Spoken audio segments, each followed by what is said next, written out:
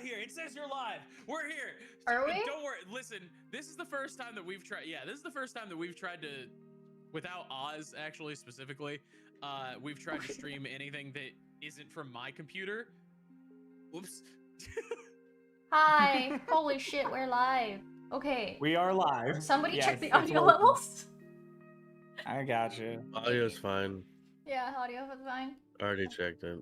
Music okay? I have lo-fi in the background. Is it? I need to put on music for myself. I feel naked. Put a 1 in chat if you Music could be hear a everybody. smidge louder. Can't really hear it, but Music? Okay. otherwise, yeah. Audio levels are good? Yeah. Sick. Hi. Chat, good? Is everything good? Hello. Good morning, chat. Once I'm not in charge, so I'm gonna be playing Minecraft while answering questions.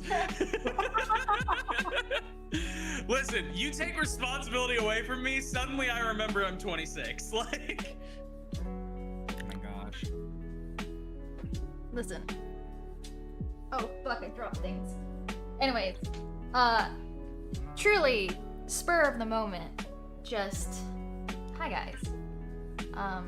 what up? I didn't really have anything planned.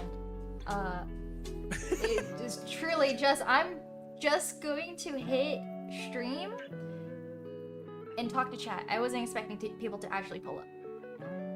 Then And why drop. did you invite people? It was an open invitation.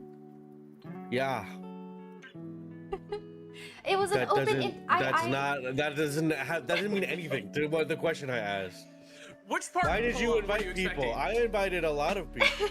I opened the door. I wasn't expecting people to come in. To be fair, we've invited like Pokemon Company to our wedding. We don't expect them to show up. The whole company? Yeah, that's how you get free shit. Huh. Okay. Okay. Anyways, hello. Hello, chat. Did everyone say thank you to our organizer, Ray Newmwick, coming to you live from the big skybox up above. Ray's I coming would to you live say from organizer. right from God's apartment. I was about to say, I would actually call Ray the victim of this situation. I think if anything, I'm the victim. I should be in bed right now. You didn't have to show up. I didn't, but The door was am. open though.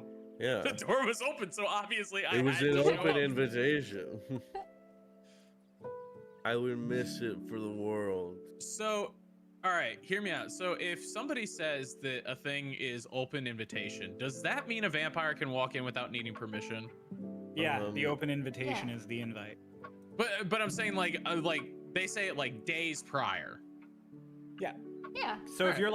if you're like, hey, on this day, anyone is allowed to come into my house for this party. You have invited the vampire in at that specific time and place. That's fair. Good to know. That's, yeah. I'll keep that in mind for when I'm inviting vampires over. Yeah. Anyways, hi everybody. Hello, chat. Hi, Ian. Hi, Oz. Hi, Marcy. Hi, Queenie. Hi, Dr. Bigby. Hi, Mad Shins.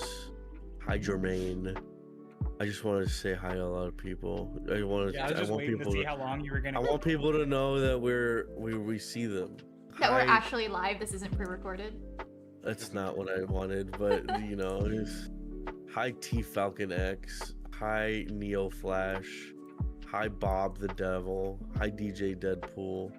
Shout out to Bob the Devil for guessing the number I rolled on the D20 that I rolled before we started. Holy shit, what a fucking legend. Nice. Hello Beauty Love 17. Hello Co. Hi Dagon Ronpa. There's significantly more people than I thought would pull up. Well, Ray, it's been like a year since we last streamed, Yeah. and the audience has grown since then. Well, yes. However, that doesn't mean people will show up. My expectations think- were very low. I don't think you wanted to do a stream. I think you Yeah, wanted He to was sit talking here and like draw he by didn't expect yourself. Anything to happen. Yeah, you wanted to sit here and draw by yourself. You didn't think anyone was gonna show up and call, nor was anyone gonna show up to the stream. No, I did not. I think Ray actually did this as like an excuse, because like they wanted us to feel a little bad. They were like, I want to hang out with my friends, but I don't want to ask them to hang out, so I'm gonna like hide behind the like responsibility of the channel. Maybe.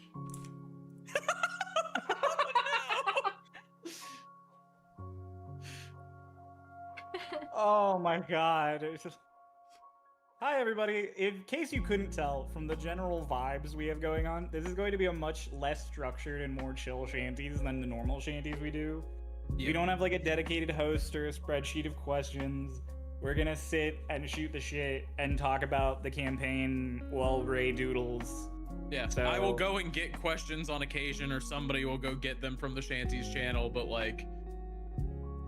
Still You waiting know? for Lance to describe the new section of episodes. That's a good place to start. The next recap. After the last recap, it was really clear that Ray and Noah go all out and it takes them time. So our plan then was to make the recaps less descriptive and bigger, like they cover a wider period of time. So Yeah. we are still planning on doing another recap. It will probably cover basically the entire Tide Striker arc. So if people want to just jump in at like episode 52, they can. It's also something to where by the time we start producing it, it will probably take well over a month for us to actually finish it. Like, I mean, Yeah. to put it in perspective, the last one we started in October or September. Yeah. Like during the autumn. started writing it. Yeah, Mhm. and then it wasn't until like March that it came out, right?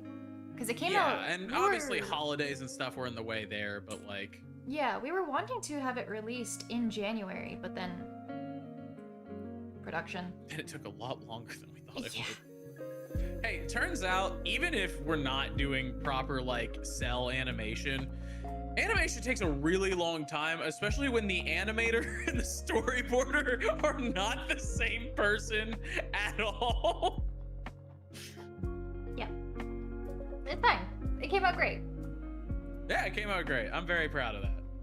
So, Yeah, at which point Ian put it perfectly. By the time the first one came out, we needed another one if we kept Yeah. doing them in chunks of like 12 episodes. There is also, like, to keep this as practical as possible, there is also the added element of Ray and I don't get paid to work on the recaps, so it's hard for us to justify, like, a ton of time for them. It's okay. We also were thinking of having another character be the host for the next recap. And then as we were kept brainstorming who or what or how or why, I was like, wait a minute. Let's not do this. Because Lance is already modeled. And you could just keep using him. Yeah. Man, that's gonna be, I mean, you know, hey guys, spoilers through episode 67. So if you don't want to get spoiled, that's gonna be tough. I guess, can we put Lance in an orange jumpsuit or something for this one? Oh my god. Those like black and white striped like prison shirts. Yeah. oh my god. He has like a ball and chain on his ankle. LANTZ Lance. Lance. No. I like it. We haven't had a shanty since all this stuff happened with Lance. Oh. We haven't had a shanties in... Hold. It's like a ants with Woody Allen. We uh, Zerby does a haven't... recap. That would be kind of hilarious. Just 2 Have we- minutes going I don't even remember us doing our. We haven't had it. shanties. We haven't had a dedicated shanties. It was the anniversary stream, so it was May of last year. Yeah. Jeez. I'm like, it's been 13 months. I'm so sorry, chat. There's a lot that's happened. Like half the cast has moved. half the cast have moved. If we're not in a new job, we're in a significantly new area of our previous jobs. Or we're unemployed. Or we're unemployed. Just want, I mean, not anyone specific, just sort of throwing that net out there in case anyone's identifying with that. And if we're not in a new thing or unemployed, we're in the thick of it with our jobs and fucking hate our lives. Yeah. I was Yeah. ready for that. So it goes. So it goes. Listen, Anyway. turns out this thing is still a hobby for most of us. It's a fun hobby, though. Oh, it's a Admittedly. really fun hobby. Fun employed. Wow. Yeah, it's really fun. I thought you weren't talking about anybody. Yeah, I was just saying. Hang on. So I've been told.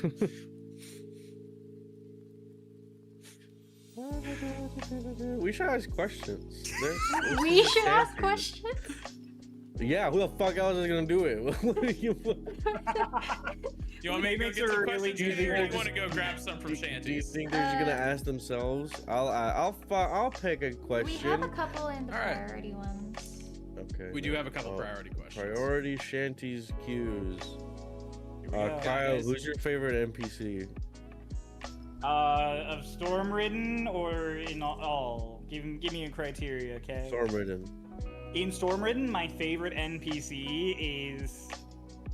It's either Lance or... I do really like being Zervi, but I guess he's a familiar, not an NPC. I just like, it's I just so refuse fun to believe just that be William like, Black "Ah." isn't ranking for you. You get so excited every time you get to That's play true. him. William Black, I can qualify almost outside of NPCs. He's like my Alina for this campaign, where I'm I would like, say is he's he an your NPC? Is he just my guy? Is he just... It's just my guy. I would call him your Archibald more than anything. my Archibald? I guess he does fill. It's definitely William Black. I can't believe that it is because I don't consider him in the same vein as NPCs. I'm like, this is. Yeah.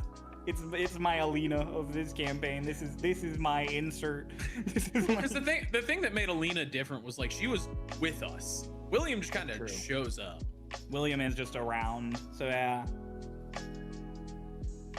Alina mentioned, yeah. If we were talking my favorite NPC over everything, both campaigns, William and Alina would probably be competing very firmly for that spot.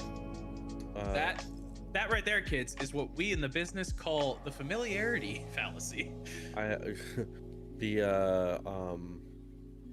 Sort of tying into this, for everyone, what campaign 1 NPC would you like to see in campaign 2? Which campaign 1 NPC would we want to see? I mean, my Okay. answer's already come true. I got to see my favorite NPC, Kaeda Ashbrand. Kaeda is back. Yeah. I personally, and Crow, I guess you could correct me here because I don't remember. I really would love to see Matthias again, especially after everything that's gone down. But I can't remember if in the time he's too old and is dead or has stepped down. He's not dead. He hasn't stepped down either. At this time, Matthias he's at that stage where he's more gray than he has color left in his hair, and he's getting tired. He's like the wiser, older king now. I feel like as soon as he steps down, he would love to come across the storm wall, though. That's exactly his sort of vibe.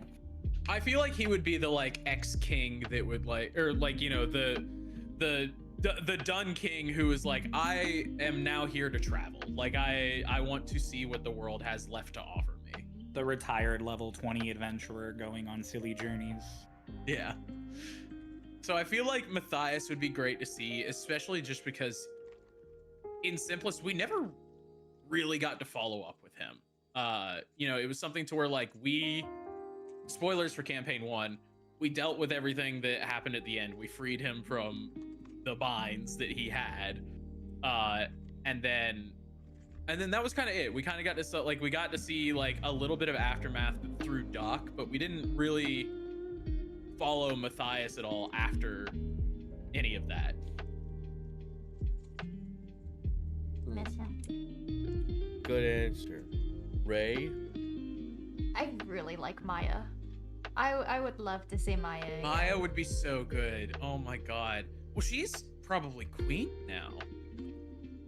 This is funny because I had this conversation with Ian actually not too long ago when I saw him in person. Maya is queen. Maya definitely is not enjoying being queen. She'll probably step down before Matthias does. Yeah, that makes sense. Yeah, she never, I mean, even in campaign, she never seemed super apt to want to be queen. Like she was pretty like, yeah, like, you know, my dad's the I guess it's chief in is it chief in Dragon Lost? Every tribe has a chief, but then the one in charge is king. So yeah, king or queen. Yeah, so she was always like, yeah, my dad is, and like it's cool to be like the princess, but like, eh. What about you, Kay? Who's the NPC you'd want to see return? Not counting the one that already returned, sort of. I forgot I would have to answer this question. NPC.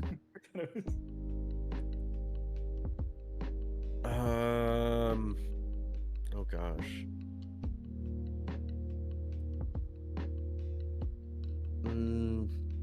Do you have an answer, Cryo, while I'm thinking of my answer? NPC I would love to show back up is... This is probably just recency bias because he got mentioned in the TikToks, but Huon and Dormo I think would be fantastic to see again. I love Huon and Dormo. They're such a silly... They only ever showed up to be silly and to get shit done, which is such a funny combination of things. They show up and they're just the dumbest, silliest duo, and then they hand you like a nuke. Like, we made this for you. Well, you know what they are? You know, barring Ragnarok, they're fucking Sindri and Brock. They show up, they're a little silly, and then they hand you the ultimate weapon. That's very true, actually. Yeah, I would love to see Huon and Dormo again. I saw a couple of people mentioning in chat Harmon. I don't want Harmon to show back up. I don't want Harmon to show back up, actually. I think the world. I don't think the new world can handle the old Harmon. Well, because now it's like he's like ancient now. He was already old, but he's also immortal. Yeah, but he's immortal. Yeah, I'm like Harmon, Raiden, and God, I'm spacing on his name. Fairmont. Yeah, I'm like, it's an F. Yeah, they don't look any different. Yeah. Of all the NPCs, they've arguably changed the least. Yeah. I think if I had to pick, sorry, I forgot about this. How easy answer for me. I want Kaeli to show back up. I think that would be fun. I like the idea that there's a weird sort of power vacuum going on with the storm wall, with like power. Like, I like the concept that maybe on this side of the storm wall, new genies kind of serve the role because the other ones because what's stopping the other ones from having never shown up to like the fucking what are they called? Oh no, the pangolins. What are they called? The Avalis? Yeah. What's stopping them from ever showing up there? Because they seem to have just as little knowledge about the other side of the storm wall as anybody else. So I like to imagine that there's actually a different sect of like genie lords working on that side of the wall. That's a cool theory. I want Kaeli to show up though. That's fair. It's a cool theory. You could always ask during Ashanti's what the thing is like. I think the neat thing is Kaeli's name was mentioned in the first episode. Yeah. Nothing else. Sorry, I just want to say, Ray, I like this because it looks, especially before you moved it, this drawing you're doing, it looked like Zervi was like the Vietnam flashback that was haunting Lance.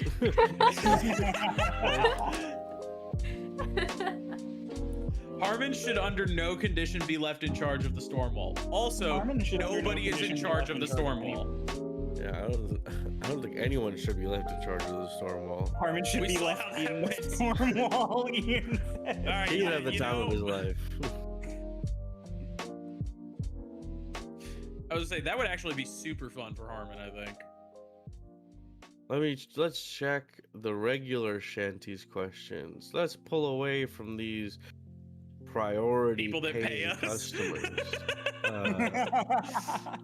They got in a couple questions. Sorry, these Now people that pay Marcy.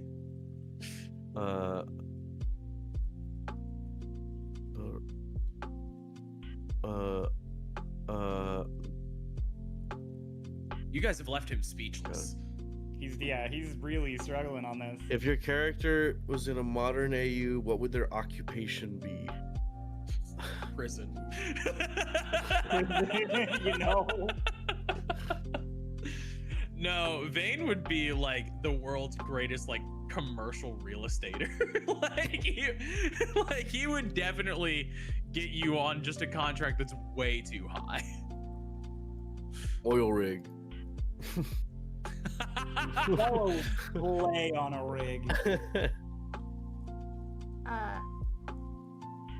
Well, Renava would be one of the like gallery artists. Like she would host like big grand like in museums and stuff, and she would just put up her paintings. But also in the modern AU that Jess has made, the Stormridden are park rangers, and Renava during the day is a park ranger, but during the night she's a faceless, voiceless streamer who actively is like so good at games that's how she made a following. Doc is pissed. Doc is pissed. That's funny. Cryo. I like Just random NPC. What would no, because I feel like a lot of them are really a lot of them are really pretty easy to convert here. yeah. What about Eschatal? Eschatal? would That's such a Eschatal's great job pull. be? I love Eschatal. Eschatal would work at a conveni. He would just Yeah, work yeah. at a convenience store and he'd be really happy with it. That's so awesome. cute. Hell yeah. Bro would just There's he would come nothing I into the love more convenience about- store and he would just be like, "Hi Bella, it's been forever. I come here every day. I miss you." Okay. There's nothing funnier about Eschatal than for somebody who is in a completely voluntary role to seem so not down with being a part of this role. Hey, to be fair, a lot of us in the party are also here voluntarily, and we're really not down with half of the shit that goes on. Half of We're this the shit main is not characters. was Shit not keeps in our. happening to us. Half of this shit was not in our job description. Yeah. Uh, I mean, like, now that more has been revealed about Renava, it's like it's so obvious, like, even from the start, that the reason she became a Stormridden was because she just had an easy in to get to this side of the storm wall, because that's where the pings were taking her. So then she was like, Arlashna, help. And Arlashna was like, I got you. And that's why I'm Stormridden. All right, guys. Renava, you heard it here first. Renava's a nepo baby. I mean, Yeah. Yeah. Hilariously, of all of you, the only one who got in because of a recommendation is Runava, not Bella, the literal noble. Yeah. Yeah. Hey, Bella worked that shit fair and square. She worked herself to the bone.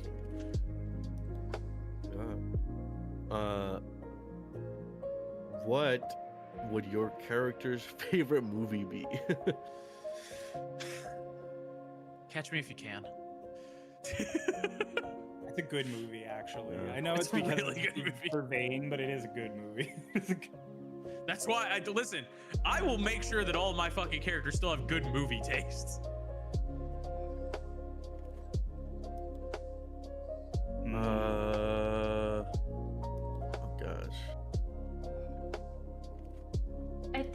Runava would really like Arietti.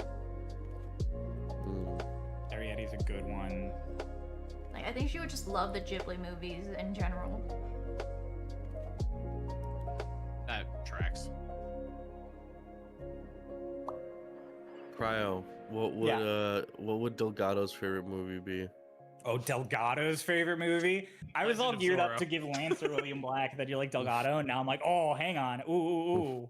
That was actually a good question.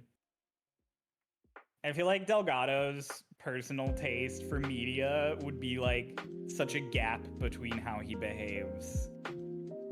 Like, He's like He's Homeward so- Bound or some shit. yeah, no, literally, I was gonna say, I'm like, he's so rough and humble, but then he likes like some cutesy family like comedy or something. He watches Friends in favorite- his spare time.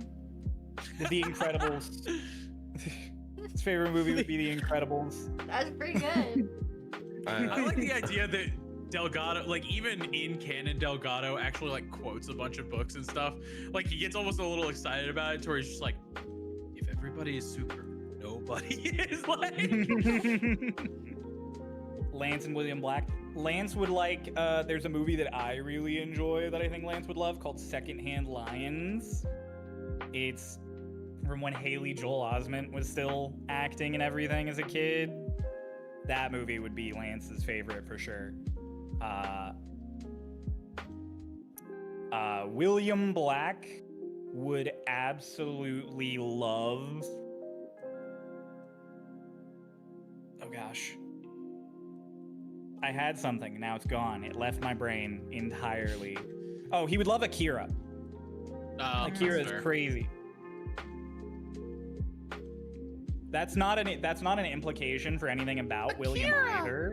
That is just William Black would love Akira. That's very much the taste of media I think he would like. Akira's really good. I think Bella. Yes, Ian, Robert Duvall and Michael Caine. You know the movie. You know. I think Bella would.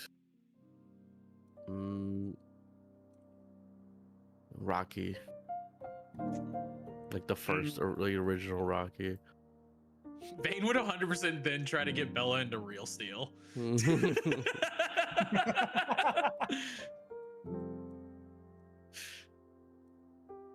All right. I'll find another one.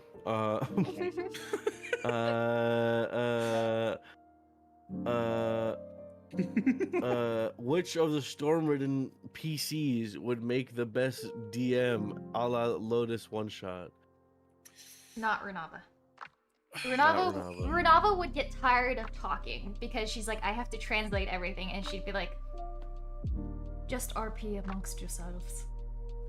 I feel like it's. Oh, Noah, you've got your hands up. You've got an opinion. Share. It's Ritz. Ritz. You know, when I read that, I was also thinking Ritz. Yeah.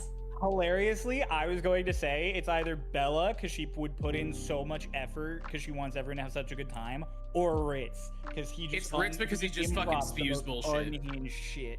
Yeah. Bella would definitely be the kind of DM who like she plans for every like she's like omega prepared. She has like she does like a dungeon, and in every room she has written out if every character uses any one of their abilities, what would happen, how would this thing respond to it. Like I have everything ready. Nothing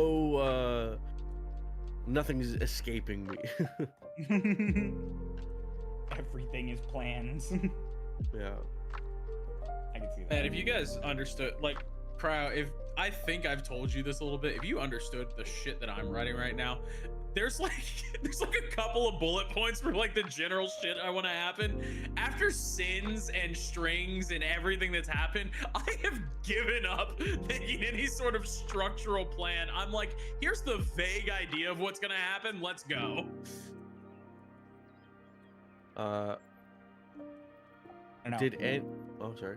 I was gonna say, Kay, I'm sure you can attest as someone who also does a lot of DMing. I've learned through all of my time that it's it's great to have the whole world kind of prepared around the players and have an idea of the chain of events that's going to happen without the player's intervention. And then to not try to prepare explicitly for what the players are going to do, like, at all. And to just kind of be ready to improv changes to the existing world state around them. Yeah, I definitely, like, there's so many times when I'm DMing where I'm like, this thing is gonna happen today. It's, in my head, it's over in this place. But if the players don't go to this place and go to place B, suddenly this thing is at place B. Yeah, exactly. It's like that fucking, like that TikTok to where they just like kind of morph into a different part of the room. Yeah. The downfall is Bella's sessions are once a year because of it, yeah. Yeah.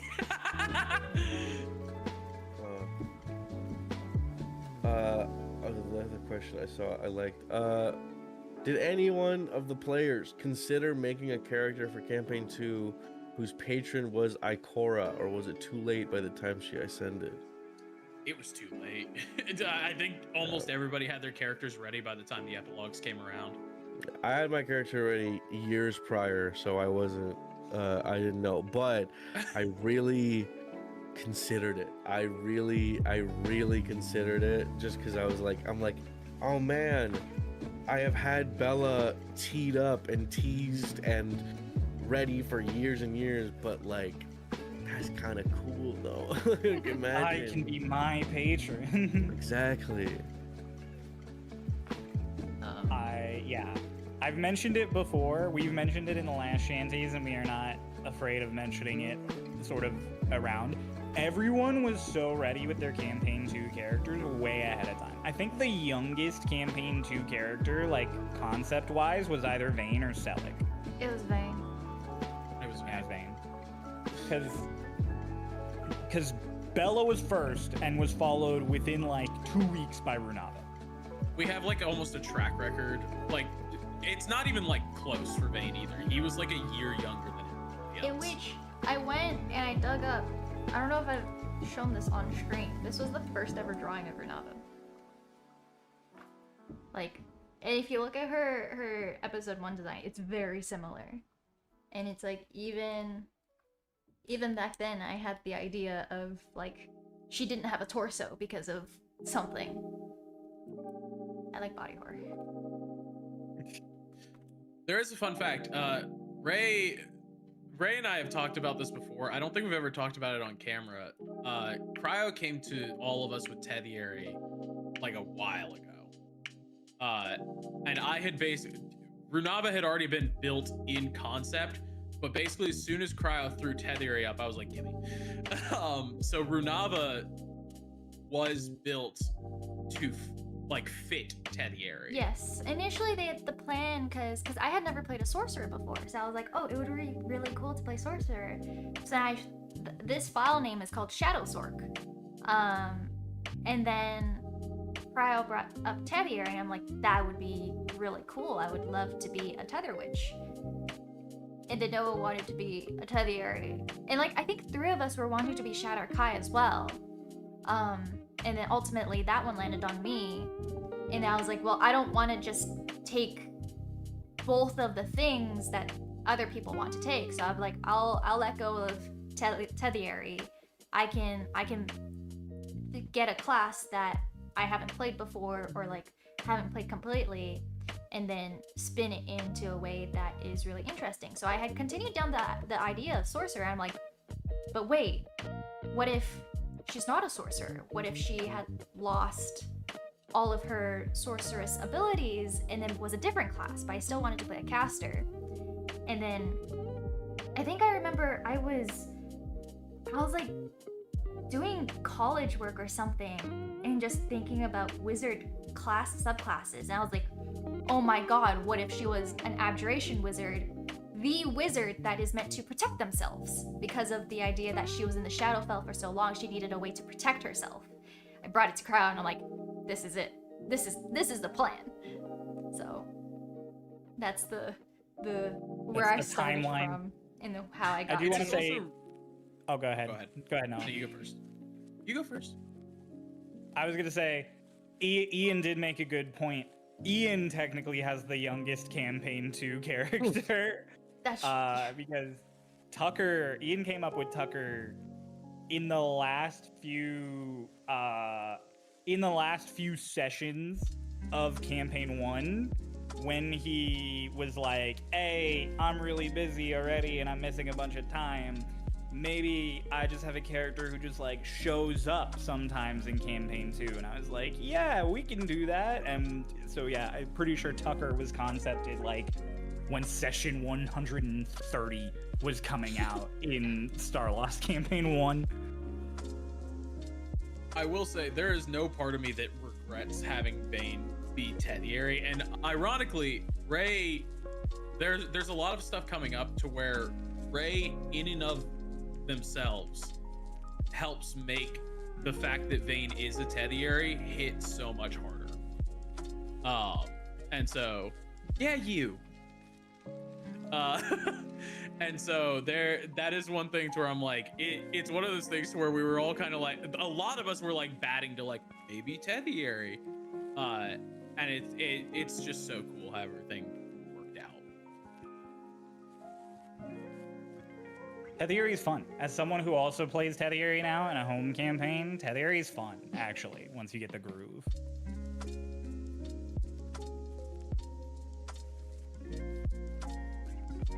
Hell yeah. All right, Kay, you got another one teed up? Oh, it's me. Okay. We can get someone else. we can I also can take over if you need me to. Are there no the what the fuck where does Selleck get his cigarettes from? Does he buy them or do they manifest? Oh, he buys them. Actually, that's something that Pro actually keeps track of in his inventory, and he does buy them. In an episode that actually, I think the episode that just came out, he bought some more for a very exorbitant price. He paid way too much for those cigarettes. But yeah, no, he buys them. I think he also bought them on screen at one point in Kilby early on when you guys were in Kilby. He bought a bunch. But yeah, he keeps track of them, and then when he's in town and stuff, he'll DM me and he'll be like, hey, I'm gonna spend X amount and buy more cigarettes. And I'm like, okay. Hell yeah. So yeah, it's flavor, but Crow actually does a really good job of keeping track of those when he uses them for flavor. Fuck yeah. Sorry, I was distracted a little bit just because I was looking through a lot of old DMs between me and Ray because I was trying to find the first art of Bella I ever did, like the original drawing, like the design. Private Talks, I found it. She I hadn't drawn in the sword in her other hand yet, so she's just sort of holding her hand up awkwardly.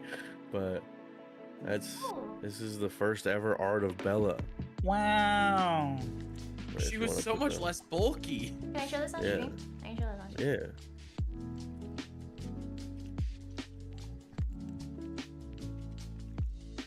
She's old as fuck. I think that's my favorite part. Go ahead. Sorry, I was gonna say, Ray, I'm DMing something to you. I don't know if you remember this. I drew the first ever fan art of Runava. Way back when. Oh my god, I do remember this. So all you fan artists, fucking Get good. yeah. Get good. Eat your What heart took you out. so long? Yeah. You can throw that up on stream as well if you want. I don't know. But yeah, I just thought that was cool. I thought that was funny. I thought that was silly. But yeah. Anyways. I was just gonna say one of my favorite parts of being one of the only non-artists in the campaign, and also usually having the youngest character concepts of anybody. It's so funny because I never have a beta phase for any of my characters. I'm just like, and all right, we're running with this. And there they are.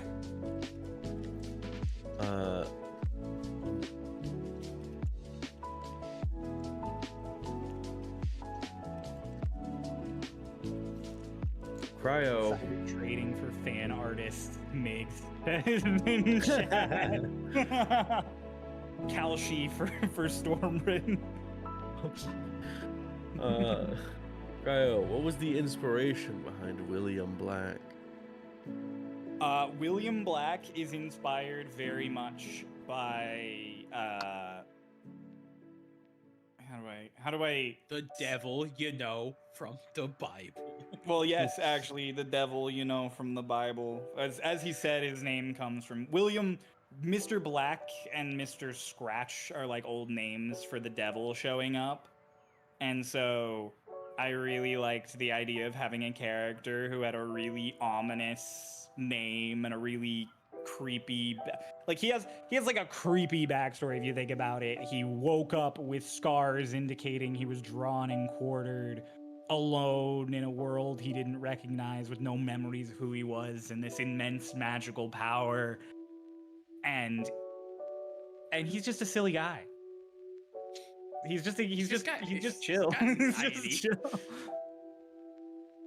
Yeah, that's probably my favorite thing about William Black. So yeah, my inspiration for him, I mean, visually, I think it's pretty clear that my inspiration from him was a combination of Diluc from Genshin Impact. Really? And yeah, it was Diluc Never and would've Welt guessed. from Star Rail was what I thought of for William Black. So you always forget about his scars. He does. He has many scars. He is, I think, of all of the characters as an NPC, of all the characters I've put in, I think William probably canonically has the most scars.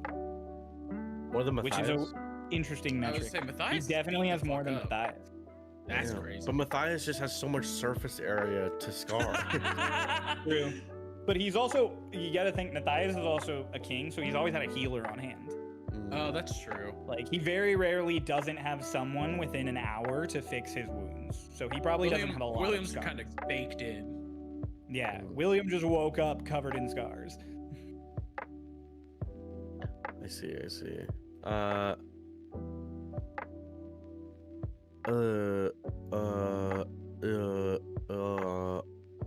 Has there been a moment so far that has made your character question their morals?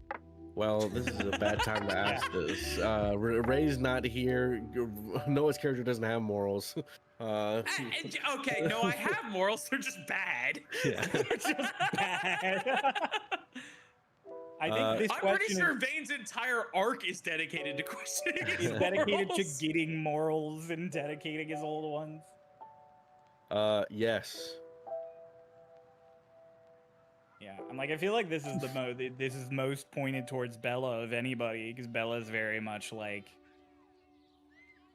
has Yes. very dedicated moral concepts going in. I think Bella is constantly questioning her morals because I think Bella doesn't. yeah, because Bella like has this moral this feeling of like, oh, this is the morally right thing to do, and then everyone around her is like, we should do the other thing. Like, it's like, We should What? kill that guy. like, okay guys, let's put it to a vote. Bella, I know you like, I know in the diaspora of black and white, I know you're a fan of, you know, white, but have you heard of gray? Yeah, like And Vane's over here like, have you heard of red? the first example I can think of is like just so, like even things that are so simple as like when we encountered that one I think it was a captain NPC, the criminal guy in the city that got destroyed by Oh yeah, the lizard folk, right? yeah, the city that got demolished by all the the cloth monsters. What are they called? Mm-mm. To remember. Remembrance. Yeah. Yeah, And then it was like, Fucked oh, up. okay, cool. Well, you can help us, and then we're gonna take you to jail. Like, I mean, obviously, you're a fucking criminal. Like, you are this is the most easy You're going to jail. This is our job. Like literally, everyone's like, well, hold on, Bella. Be cool. It's like, guys, what are you doing here?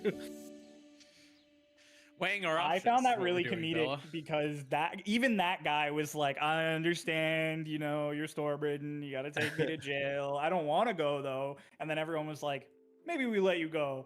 And I'm like, even that guy was like, if you gotta send me to jail, I guess I get it. I don't want to Hey go. man, we had somewhere to be. We didn't have time to send that motherfucker to jail. Yes, we did. We absolutely had time to send that motherfucker to jail. We had a boat parked over there with other Stormridden. I had other stuff to do. I had an appointment. Oh, okay. Spoilers up to episode 67. I'm in dangerous territory. You are Bindigo. Yeah, careful now. Careful now. now. We will address things from very recent episodes. From episode Address- 67. All right.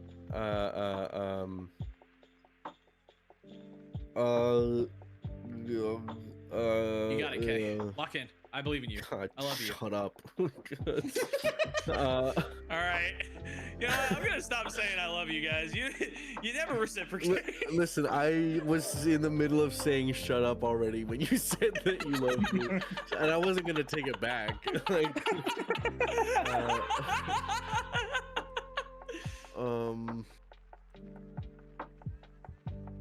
you know what? I was gonna say, in YouTube chat, we just had a follow-up of, is it difficult to play characters who have vastly different morals? And I want to say real quick, as a DM who's friends with everybody and also has anxiety, I don't know about them, but yes.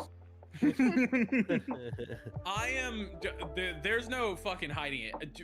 Playing Vayne is actually one of the hardest things that I've ever had to do with D&D. Because it's almost impossible for me. Like, the amount of times I have to clarify, it's like, I need you to realize I don't feel this way about you guys. Like, this is not something that I am putting on you. Wasn't there an episode where you genuinely were like, I feel awful, I'm so sorry? I don't remember which episode it was, yes. but I remember that happening. It might have been the episode. I know one of the ones that I apologized immediately after was the "We're Not Friends." Mm-hmm. Yeah. It was, oh, I know what it was. It was when you and Selic had your argument on the cliff. Oh my god. Yeah. Yeah, there are a lot of episodes with Vayne to where, like, as a player, I am like overjoyed to be able to play these like really complex, really, for lack of a better term, painful scenes. But goddamn, sometimes you just gotta fucking, it's tough.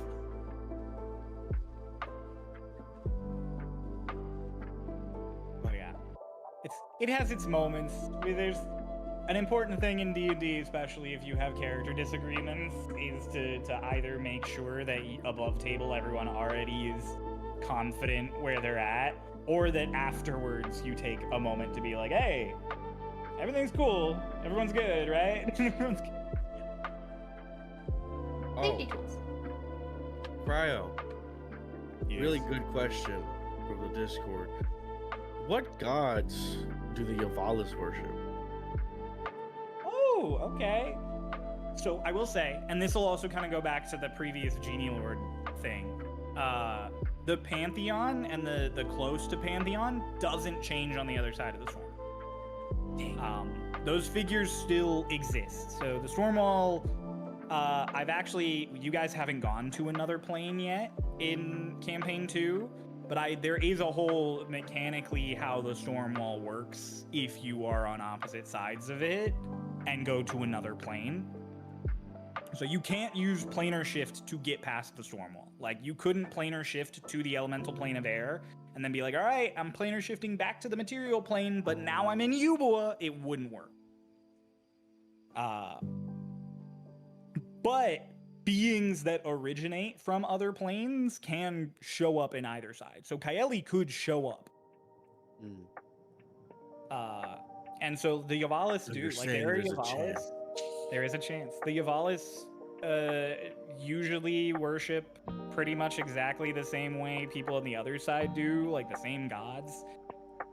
I'll say the main thing that's different with the Yavalis is that the distribution of who they worship is different. So, like, in the old world, it's like Cogdios, Aranzadal, Ariakata, really common to be worshipped. Like, they're really normal, because they're, like, good gods, quote unquote. They represent good things and do good things. With Yavalis, you're way more likely to see people worshipping, like, Esterox, or the fire and the ice gods, who are, like, more primordial in their natures, like, because they just don't value the same civilization concepts that the old world does, that Cogdios and, like, Aranzadal represent more. They value the ground being soft and the rain coming down nicely. So praying to gods of the elements in the world around them is a lot more, logical to them. Fun. Makes sense. Yeah. I think I saw another question really quick that where'd it go?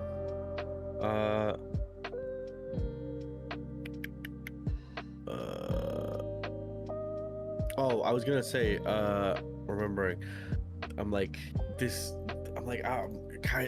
a chance for Kylie to show up. I just remembered a fun story of me just internally. I don't know if I ever verbalized this to anyone. I might have and forgotten, but so when I was initially making Dolus and Kylie, and I was I had a moment where I'm like, damn, I love Kylie. She's so fun. She's so pretty. She's so oh my god, she's so cool. And I considered way early on having I was like, what if there was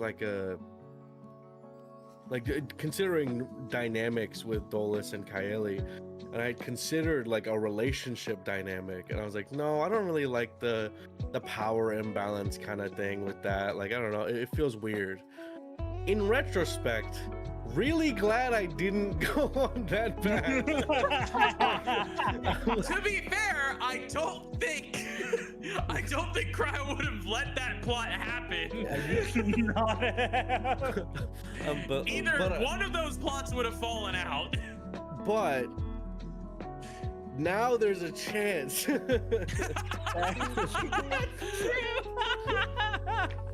All right, welcome to Star Wars, everybody. Oh my god, no. Starlost Wars.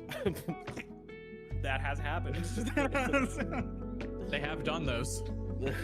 Have they? Cryo, which is your favorite war in the world of Starlost? In the world of Starlost, my favorite war is... I'm gonna have to go with the Westwood versus the Stonekeeper Empire. You gotta go with the classics. One that never stops? The one that has never stopped. Oh, that's cool. Mine is none of them because war is terrible. But you can be a freak if you want. You got fucking, you got played. You got played. I got played.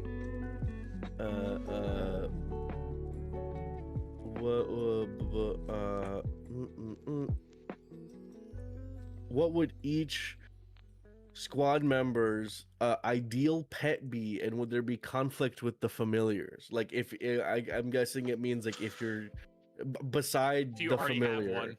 Yeah. If you had another pet, what would it be? And if you don't have a familiar, if they had a pet, what would it be? And so I guess to Ray specifically, if you had another pet, what would it be, and would they get in conflict with Zervi? Renava really likes dogs. Yes, they would get into conflict. Motherfucker would eat Zervi. No! I can't say what Ritz would... Well, Ritz has another pet, technically. He has Dragon. He has the lizard. Yeah. I'm gonna be honest, I've thought about this already, and so it might still happen in campaign. if Ritz ever genuinely dedicated a bunch of time to a pet, like genuinely was like, oh, you're my pet and I love you, look at you, mwah. Broth would try and like Looney Tunes style, Like Tom and find Jerry ways to kill it. Yeah, Tom Like and a Jerry. Rube Goldberg machine. Like, Yeah, Okay, but no, it would always backfire and Broth would die instead. I was gonna say that just is Tom and Jerry. that's so Yeah. funny. Like legitimate, I've thought about this before. I'm like, it would just always backfire somehow. I think this is so like an aside, but there is one thing that I love more than anything in these campaigns, and it's that Pulse keeps introducing elements to himself and then forgetting, because he doesn't write anything down. He doesn't, like, especially the short that went up the other day just reminded me where he was like, here is a projection of my wife, and all of us went, what does she look like? And he goes, what? Bella would have like a German Shepherd. Oh, that's so real for Bella, though. Yeah. She would definitely be just like a big, like, goofy ass dog mom. Yeah. I have an answer for Vane, and I don't want to say it now. Octopus. No. Oh, it I know what also- you don't want to say. Oh, Yeah. wait, It hasn't happened yet. And that's been showing up in campaign recently. I was like, there's a reason that I have wanted, like, there's a reason that I have that answer now, and it's 100% due to the campaign, so I don't want to say it. Oh. You know, I just realized where that comes Hey, into still play. processing. Yeah. I want to address real quick, Reddy the Panda saying Delgado would have a Pomeranian, because let's be honest, large man and tiny dog. There's this, for some reason, people think Delgado's big. People think Delgado is like a tall, big He's a guy. very slender man. He's a Dex, like, scrawny guy, and he's not that tall. He's like 5'8". Everyone in the party is taller than him except Runapa. Yeah, well, everybody in the party is taller than fucking everybody. But yeah, He's only 6 foot.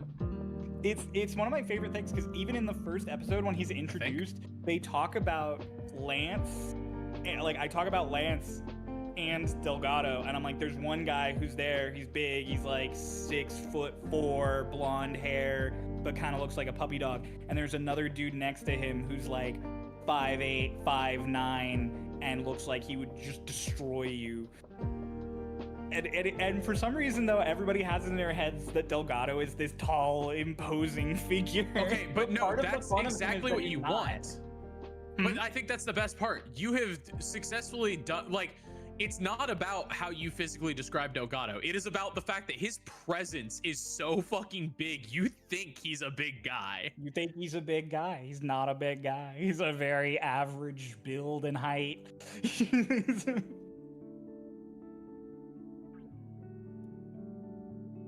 Rook would not give a shit about any pets that sell it, guy. I think Rook would also adopt that pet. Yeah, he'd be like, well, you're my weird little guy too. Looks now." like we have a pet now. We've got a pet. Isn't that great, Selic? Oh, I know it now. The Vane pet.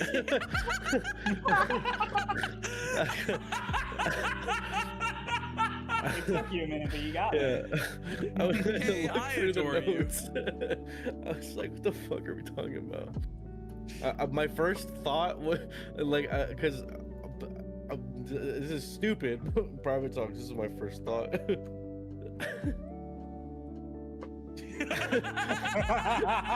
I was like, why? I don't get it.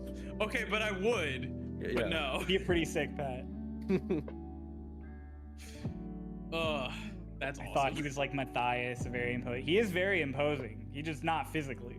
Just Which, I mean, just makes it even better because it's like, granted, Vane was in a hospital bed, but like he was getting intimidated by somebody who had like a half a head under him. Like, really quickly, gamers, I think this would be a really fun thing. Say, give for the next like 10 sessions or whatever the fuck, however ahead we are. I don't know. Give your favorite out of context quote from your character. It can be serious, silly. For me, it's sometimes I hate you. That was really That good. is a really good one. Oh my That's it. god. I don't. Hang on, I gotta go look at the art because I was like, Jess is usually the one that gets our like out of context. I don't write quotes often. So get ready, gamers. One day coming, Bella's gonna say that. Who's she gonna say it to, and why? Why would Bella hate anyone? She's just so pure of heart. The one that comes off the top of my head first is, it means connection. The good one. Okay, this one's really soon, but with no just sea of bastards. That's it. Sea of Bastards. Sea of Bastards is a good one. She's just so epic, says Jess. I don't even remember that. What is that? Who says that? I don't remember what She's Just So Epic was from either. Now I want Jess DM us. Tell us what the fuck you're talking about. Oh, I do have a good one. At one point, I just look at a character and go, "Yeah, you know that was actually pretty badass." Hell yeah. Oh gosh. Somebody in chat had asked how far Runava can stretch. Yes. Yes, That, she is taffy. yeah. There's been moments where Runava has to make sure she doesn't stretch too far. Well, I guess Penny, but the both of them, they have to make sure that Runava stays at a consistent height. So there was a moment in the beginning of the campaign when we were tracking down the bat creature. I forgot the name of it, and we had to go over a stream. And it was like a rapid stream or something like that. And Bella had gotten across it, I think, and I was genuinely thinking, like, how the fuck do I do this without revealing that I stretch? Like, what if Bella just holds onto the top part and the bottom part of me just washes away? Like, what then? But it was fine.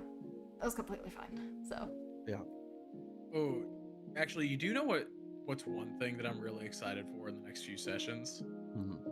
The thing that all of you guys realized in the next few months of something that I had basically been hiding since session 1. Okay, you in particular were like,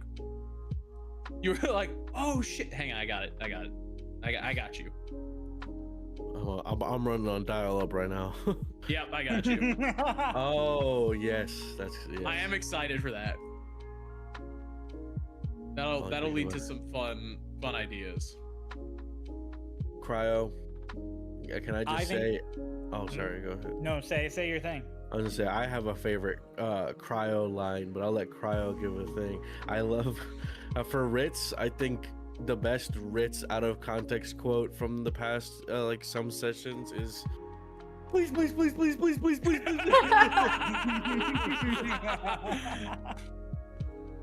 I think That is my a favorite really good one. out of context quote from the next couple of sessions is this was said to Bella actually. Just no. I like you too much to give you that deal. That's good. It's a good one. My choice for out of context Cryo quote was what is it? Do you keep looking or tonight? Oh yeah. You keep looking or tonight. Or tonight. So fucking good, dude. God, I love that shit. Personal favorite of mine is we need to stop thinking about the woods. We need to stop thinking about the woods is a great moment. Any questions from you chatters going on right now? Yeah, come on. You can have some right now. Was there a section We're of at your Stormridden that fingertips. handled monsters in the early stage of the expedition? The early stage of the expedition was all about handling monsters and finding places to stay. So, like, Core 1, that's why Tucker is so good at just running off on his own and existing in the woods. Core 1 is a fuck ton of people like that, because that's just the jobs that they needed to get done at the beginning. So, like, a bunch of the veterans of Core 1 and Core 2 who've been here forever are really good at just existing on their own and like wandering the wilderness, killing monsters and finding resources. So you'd probably see way more rangers and rogues in the early cores for that exact reason. Hell yeah. Dude, there is a part of me that still wishes that one of my fucking theories was true and that we would be chasing this plot line of when we met the Chiroptera. I was so prepared for like a somebody's experimenting on animals plot line because it just so happened to have lined up with Nash showing up and dumping shit into wells and everything. And like there's a part of me that's still so desperately in the back of my mind is like I want that plot line.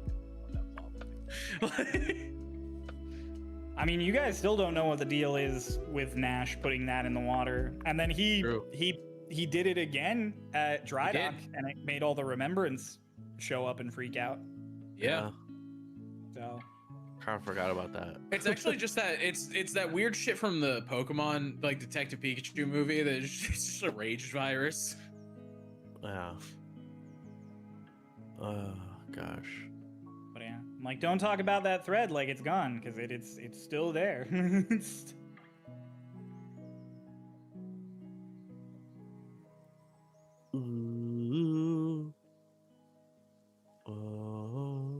Somebody asked what our favorite Monster Hunter weapons is. Insect Glaive. I rule the air. Charge Sword blade. and shield is just superior. Charge blade is just sword and shield, but stronger. Switch axe. Who wants a fucking zero-sum discharge, baby? I'm attaching to somebody and blowing up. Yeah, to answer the question, we all play Monster Hunter, and we all feel very strongly about our favorite. Hey, man, hey. Sword and shield, fucking switch axe. I take the best of both of you and do it a little bit worse. But...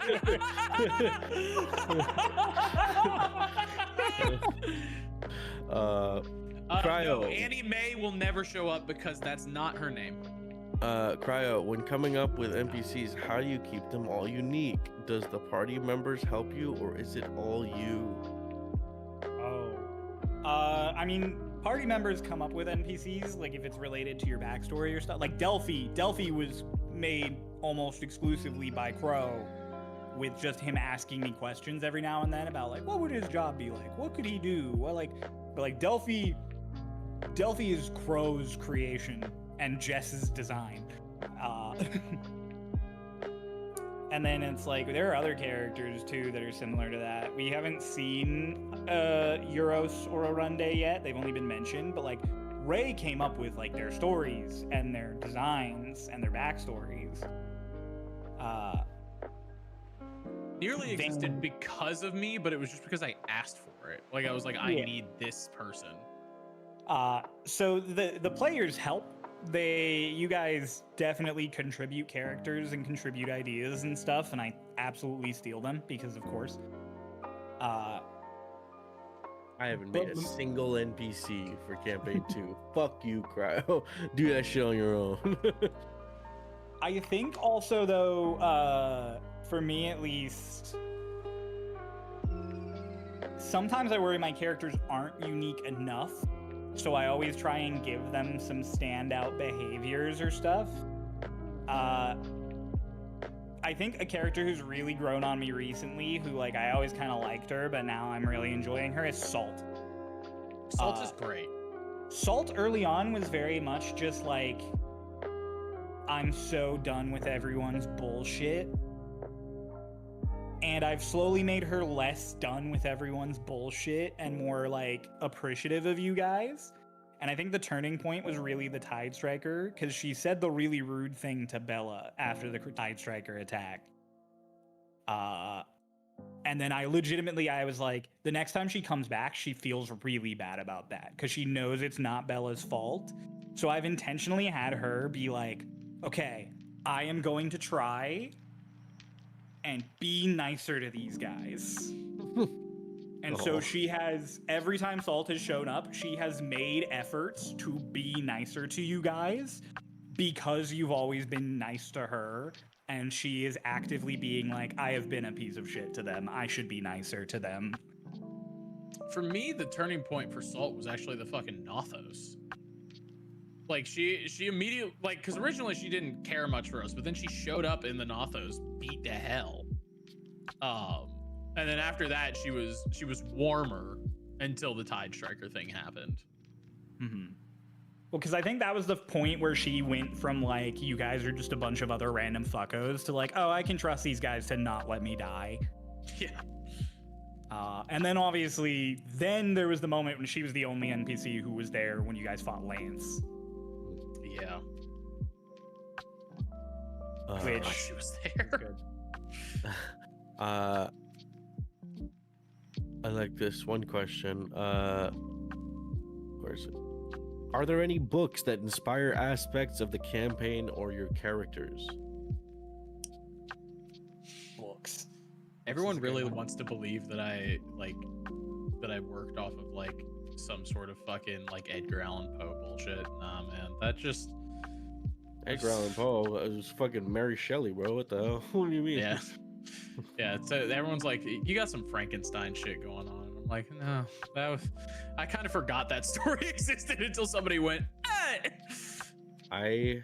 I have not read a lot of fantasy, and so I mean, like, not that you need to, but Court of Thorns Rose. That's funny. That's good. But I haven't read a lot of books that have inspired my campaigns or characters really. I think I get just sort of vibes, or like music inspires a lot of my characters sometimes. But I don't know, I picked up a book recently. I think a lot of people have mentioned it's pretty cool. It's called Mistborn. Yeah. Hey, I'm reading that right now too. Yeah, and so you know, I'm going to make it all of my players' problems. Okay. Another series that you should pick up, and I've made Cryo read it, I've made Grace read it. You gotta try Dungeon Crawler Carl, dude. You gotta. You would like it because it's very much our humor of that kind of like tongue-in-cheeky, like but also it's like there's a quote in the book that they like hit all the time that just says, remember, this is a tragedy. I see. It's good. Cool. Ray, read any books? Nope. Nope. All right. Ray, are you literate? I read so many books growing up, and I feel like they have all vaguely influenced the like every story that I tell ever. Books. Yeah, they are.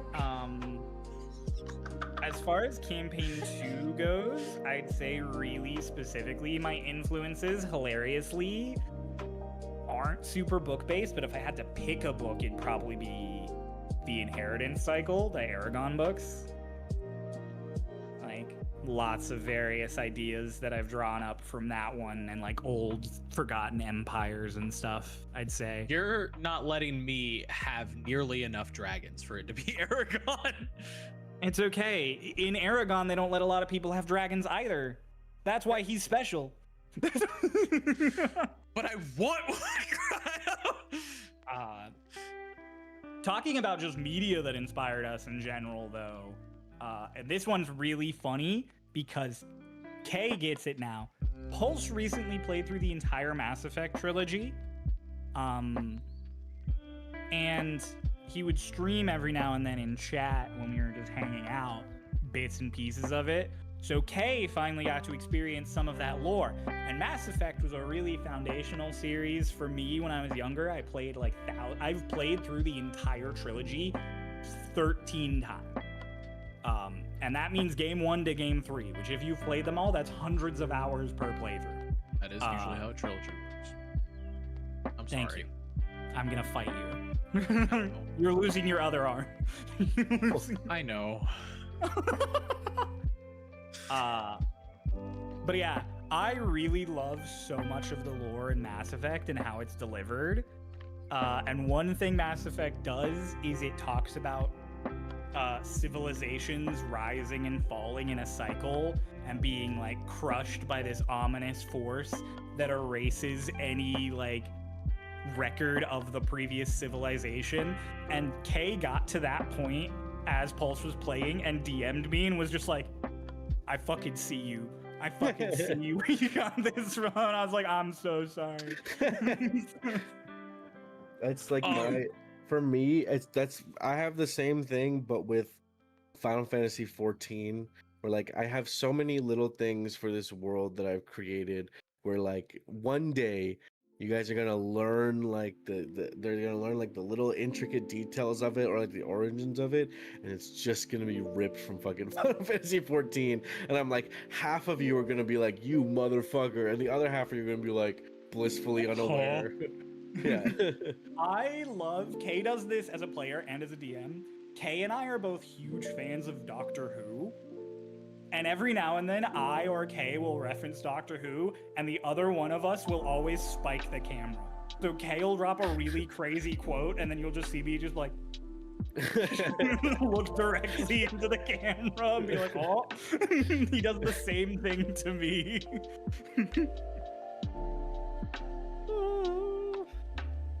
Vane losing a body part any percent speedrun. Hey, I didn't even lose the first limb in this campaign. I'm impressed. That's true. Bella lost the first limb, if we want to be specific about it.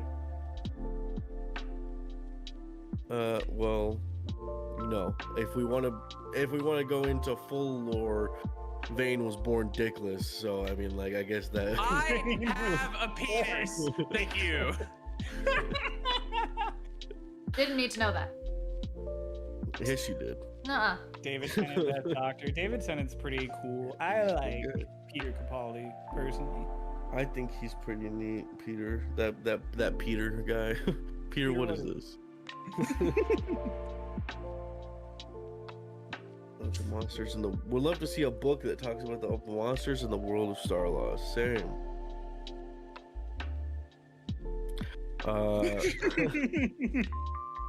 Don't look at us, Cryo. We don't control that. I'm not. No, it's fine. Things are happening. Oh gosh, the chat moves too fast. I had to scroll back up for the questions. Cryo, is there a chance to see more Monster Hunter weapons like the gun lance showing up in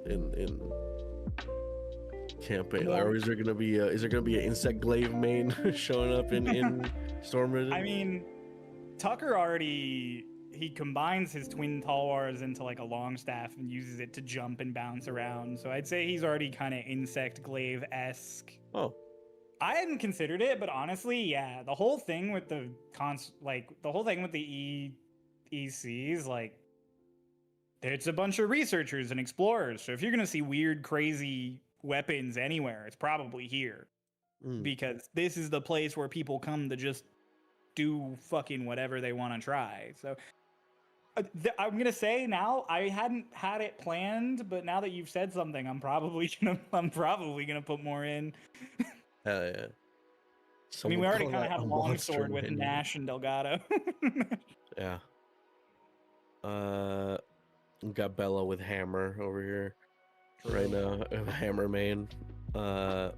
What we need now, above all else, is a hunting horn. That's Cryo, that's what Ethelon is. I'm going blades. Ethelon is just a living hunting horn. Oh my god. Yeah. Well, living? Oh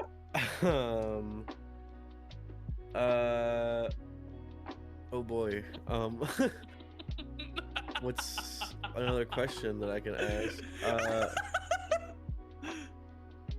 Is there a moment in your character's backstory that fundamentally made them who they are? If that moment, yes. You have no idea. Well, if that moment was changed, what would they be like? I guess it would depend on what it was changed to. I think the question, I mean, it's the answer to that question, I think I can safely say for everyone. Like, the question is, does your character have a defining moment in their life, like a core memory that shaped them? And I think that's just yes for everyone. I also think that just in general, if you're gonna make a D&D character, you have to have that. That is how you make an engaging character. They need something that is their driving force. That is the part in their backstory that you start putting so much more detail into. Yeah. I think it always doesn't necessarily need to be one moment. It can be like a concept in their past that defined them too. Because like for Bella, I don't know if there was necessarily a moment for Bella. It's more so the concept of like Bella always wanted to be out of the shadow of being a noble and go adventure and prove herself. Yeah. So it's like there might not have been one defined moment where someone was like, "You're an Nepo baby. You can never do things on your own." But she has that conceptually from point A to point B. I'm so sorry to backtrack, but I just remembered one of the quotes. There's one quote that I really am excited. But I do. Oh, but I do is a good one. Oh man. I mean, for Runava, she talks about it fucking all of the time. It's True. the fucking the worst day and the longest night. And it's like we have seen on screen how that had changed her from the dream that Ritz had. Comparing that to where Runava is as she presents herself now. Pretty. Yeah. Question answers itself. Just, does anyone want to talk about their backstory? I do. I know Runava. But also at the same time, she does it. Like... She doesn't. Does anyone want to talk about their backstory? I don't. We know Runava. I don't want to talk about it. We know Runava. You're going to. I don't. I want don't. to talk about it. I know Runava. The worst day was really traumatizing. I know Runava. What brand and flavor of energy drink would each PC drink? Lance would down a monster and then crush it against his head. That's great for Lance, but they had a special request in NPCs for Delphi, Delgado, Mephi, and Will. Okay. Delphi's not doing energy drinks. Delphi is snorting a line of cocaine. Oh my... Delphi is already in real life would definitely be on Adderall because he definitely has ADHD, and then he would just down so much coffee. He would not drink energy drinks, but he would have like 6 cups of coffee a day. Delgado wouldn't have energy drinks because he thinks that you only have energy drinks if you lack the discipline to go to bed on time. Mephi would fuck up a Red Bull, an entire case of them. And then Will. William. I feel like Lance would get Will to try a monster, and then William would be like, you drink these? You drink these? I think Bella would have, what's that one that they sell in like gyms? Like Rain. Oh yeah. Yeah. I mean, they sell it at like Walmart too, but yeah. Well, yeah, but like obviously they sell it at fucking Walmart, but I'm saying they also sell it at gyms. But also, I feel like Bella is definitely like Bella would much rather have like non-energy drink kind of like coffee or just something regular. But like if she had an energy drink, like she'll get like a Red Bull and then just like be micro dosing on that the whole day. Like that one can of Red Bull will last her. Like anytime she feels a little tired, she takes a sip and it has it on her.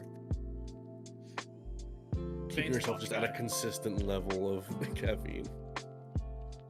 Vane's a coffee guy, but he's without a doubt just a coffee in the morning guy. He will consume however much he needs in the morning and then just rock with that.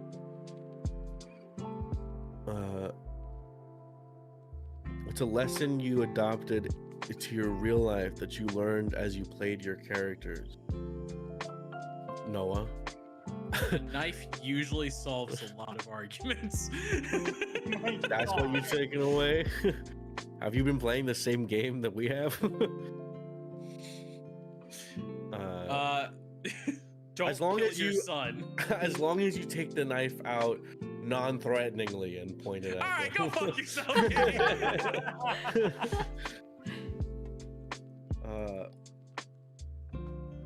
Ray, have you learned anything for your real life through playing Runava? Or Lotus. Or Lotus?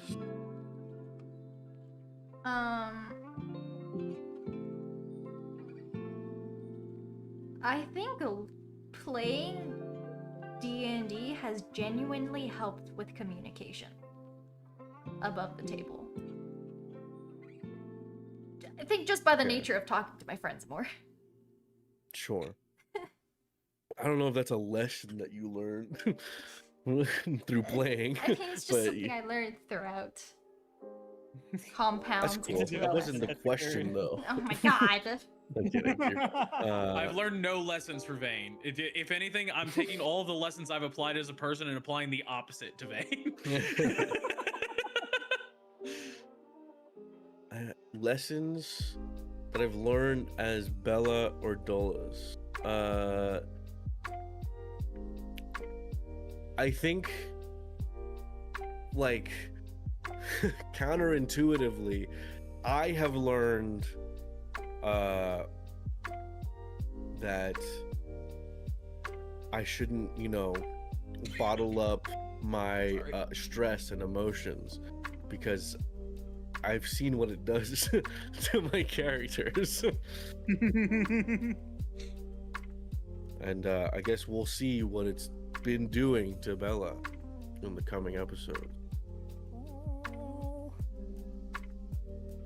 I think DMing has taught me to be a bit more patient. When are you gonna start applying that lesson to me? What the fuck? No, I'm sorry. Not I'm kidding. to you. Not to you.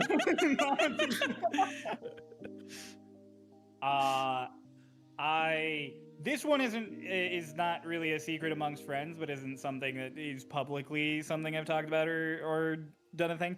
I struggled a lot when I was younger with kind of like getting easily frustrated and having like anger issues. And I think being a DM has helped me be a bit more patient and helped with that. But I think it's also given me a better venue of communicating those feelings and processing those feelings that isn't just bottling it up and getting frustrated to the point that I'm angry about stuff. So it's a combination of K's and Ray's, actually. I don't bottle up stuff as much, and I communicate more so that I don't end up popping my top. High five, Ray. Thanks, you guys taught me good lessons. You're welcome. Yeah, I also kicked Ian out because he was a constant source of frustration. If you were to be reborn into any of your Starlost characters, who would you want to be? Fucking obviously Bella. I would want to be reborn as Bella. I would be born rich, fit, hot. I'm set for life. I'm not gonna be a Stormridden. Fuck that shit. I'm just gonna stay home and be a fucking a fucking 8 foot tall buff hot woman, like with a trust fund. With a trust fund. I'm a trust fund, baby. You can trust me.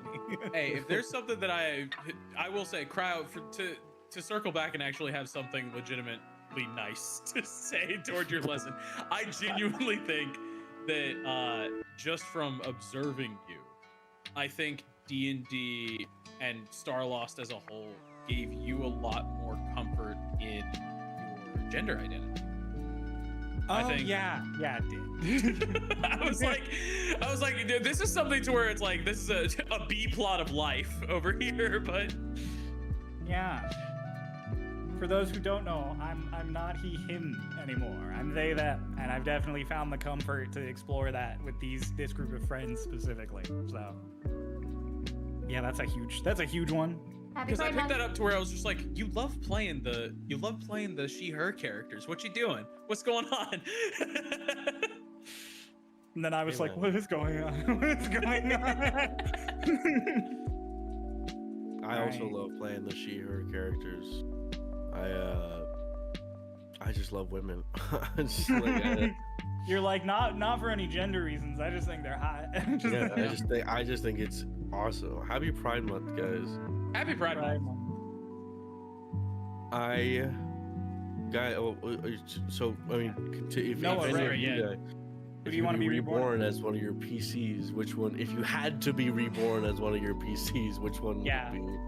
You can either look like Jar Jar Binks or sound like Jar Jar Binks. So just to clarify here for this hypothetical, we don't have to live out the problems they lived out, right? You're reborn as them. Yeah. I would probably choose one of the twins. They had a mostly normal life until they met the party. Ray, I'm assuming I know the answer to your question. What do you think the answer of my question is? I think your answer is Lotus. Because No. I don't think you would want to go through all that Runava went through. No, you said Starlost. You can't kill yourself. No, I would pick Sigrid, one of my one-shot characters. Oh. Cause like Sigrid is a sorcerer warlock, and besides all of like the political stuff, which I wouldn't get into anyways, like her main issue was she wasn't able to contain the magical power within her, which is why she had the warlock side of her, which was able to like put it into regulate into the weapon that she has. But like other than that, she's hot, she has money. Like, that's such a cop Can you out. guys? Yeah, I was like, can you guys see a pattern here that maybe we just wish we were hot and had money? Or even just one of those things. Just the money, actually. Yeah. I'll take either. I'll take either hot or money. So give me one of those. How hot do you want your money? How hot do you want your... God. If I had to pick if I'm picking either one of my one-shot PCs or an NPC, I could pick Lytha, and then I could be married to Sigrid, who's hot and has money.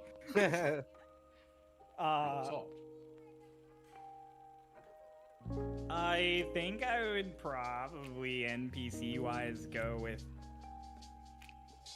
I mean, honestly, Vala's lived a pretty chill life after the bad stuff that happened when she was young.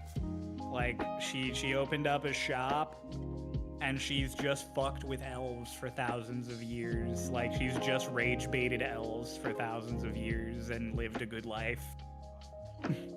She doesn't have all the pirate drama that Lorelei has or any of that other stuff. She is genuinely just like, yeah, I run an alchemy shop and I want to beat the shit out of my sister. Oh my god, wait, oh my god, I'm gonna, oh man, but that's not, if I could be reborn as any character, like, obviously, like, I am not, the NPCs are not my characters, but if I could be reborn as any NPC, it would be Illis. You'd get, yeah, I think you can come to your own conclusions. Yeah, that's a good question now, though, to expand on. If you guys could be reborn as any character in the world of Starlost, who would it be? Illis. Yeah, we've got Illis. Just want to make Good sure question my for chat too. If you could be any character in the world of Starlost. Fucking Delilah. I'll say NPC. Delilah. Rich, hot, and powerful. What are we gonna do there? Like, In That's, an you know, that's alternate very- universe, I did play as Ardalin. Yeah, but would you want to be reborn as Arlen? yeah, do you want to be Ardalin? She's rich and hot. And powerful. Yeah, but she's like emo though. Do you want to be reborn emo? She's Let's just go, sad. Ray. Let's be She's- wise. Exactly. She's daddy lost, so. He's also tall Exactly. and messy, just I a I vibe. was Hell yeah. thinking Meffy. Like that would be so funny. I just Or wanna- he says Jesus. Dave. I just want to make. I would. Did Dave? Just rich and hot and has cream. Oh no! I don't think he's rich. Who's that Nor one is he guy? hot. Who's that one guy who's like, nah, I choose life. Oh, Coda. No, Yeah. but, Oh, yeah, Coda. I No wanna thanks, be brother. him. I choose No life. thanks, brother. I choose life. I would choose Illis. I just want to make sure everyone knows. I want him to know that. Ow. Arlashna, the cactus. No, the cactus. I would not want to be reborn as Arlashna. Arlashna, like, if you have failed in media literacy, you think Arlashna's life is great. She is a pathetically sad woman. Like, genuinely. You're, one you're right. choosing- Hearing it said out loud, I'm like, oh my god. No one choosing Madame Tithe. She had a goal. She became a deity. And That's she's true. also like a fucking a Yeah, genocidal maniac. And also imagine But everyone the- thinks she's a massive cunt. The first couple of years of you being a deity, you're dead. Because Lotus absolutely killed her. No. That's true. Not only did Ikora become a god after getting everyone to hate her, she became a god and then immediately got her godly form destroyed by a fucking tiny pigeon. That's gotta be at least a little humbling. Oh, it was incredibly insulting. She is going to hunt Lotus for the rest of her existence. But good considered fucking luck. girl boss. I didn't say she was gonna successfully hunt Lotus for the rest of her existence. I just said she's gonna. She's gonna try. Yeah, I think Crow and I have talked about like Lotus and Philly captains of fucking pirate captains, and just every so often there would be like clerics and paladins who are like, under the name of Ikora Tithe, I'm here to smite you. And Lotus just like, okay, bam, and just fucking murders people. Yeah, just kills them. And that's how she immediately. gets more money, because she just gets their armor and their magic items and just sells them. Also, she's a pirate Also, who like Yeah. robs people. I don't think she's strapped for cash. I think you need to. I think when you decided that Lotus is gonna be a pirate, you need to understand that means Lotus is doing morally questionable things out at sea. She's robbing people all the time, needlessly, She's already robbing people. just for the fun of the sport. Yeah. Just for the love of the game. She was doing that while she was the hero. Yeah. But I want to address the fact that Ian said Martin, and I'm not surprised. I'm not Like, okay, Ian, do you mean like Martin when he was just Martin, or are you talking Martin when he like was Vecnos. Vecnos Martin? Like, The do you answer want to is just yes. be His the life. old master Martin, or do you want to be the end of the world Martin? I know the answer, but I just want you to. You have want I you want to you to say have to it. say it. I want to have it on record. Yeah. Oh my gosh. I'd be Louts. I don't know who that is. It's Lotus. but Lotus. Really oh, bad. it's Lotus spelled wrong. Natalie, Sorry. Nikki, Harper, Paisley, probably. Shrug. Love. Shrug. Dolus. You don't want to be Dolus. You don't want to be Dolus. You don't want to be Dolus. I don't know. Dolus is married to Alina now. Yeah, but you have to live through being Dolus. Like, I was just saying, it takes a long time for Dolus's life to turn around to okay and then get It good. took Yeah, that's not years. true. It takes a couple of years because he doesn't live that long. Oh, listen, it was still like 8 years. It was 8 years of rapidly aging into the most disgusting form you can find. Just looks like a rat straight out of a dumpster. Oh my god. Yes, I do. Gender envy says so. No one wants to be eggled. You could be eggled right now. Go I get am a job eggled in the right now. Navy. Grow your hair to a rat tail and get a job in the Navy. You're eggled.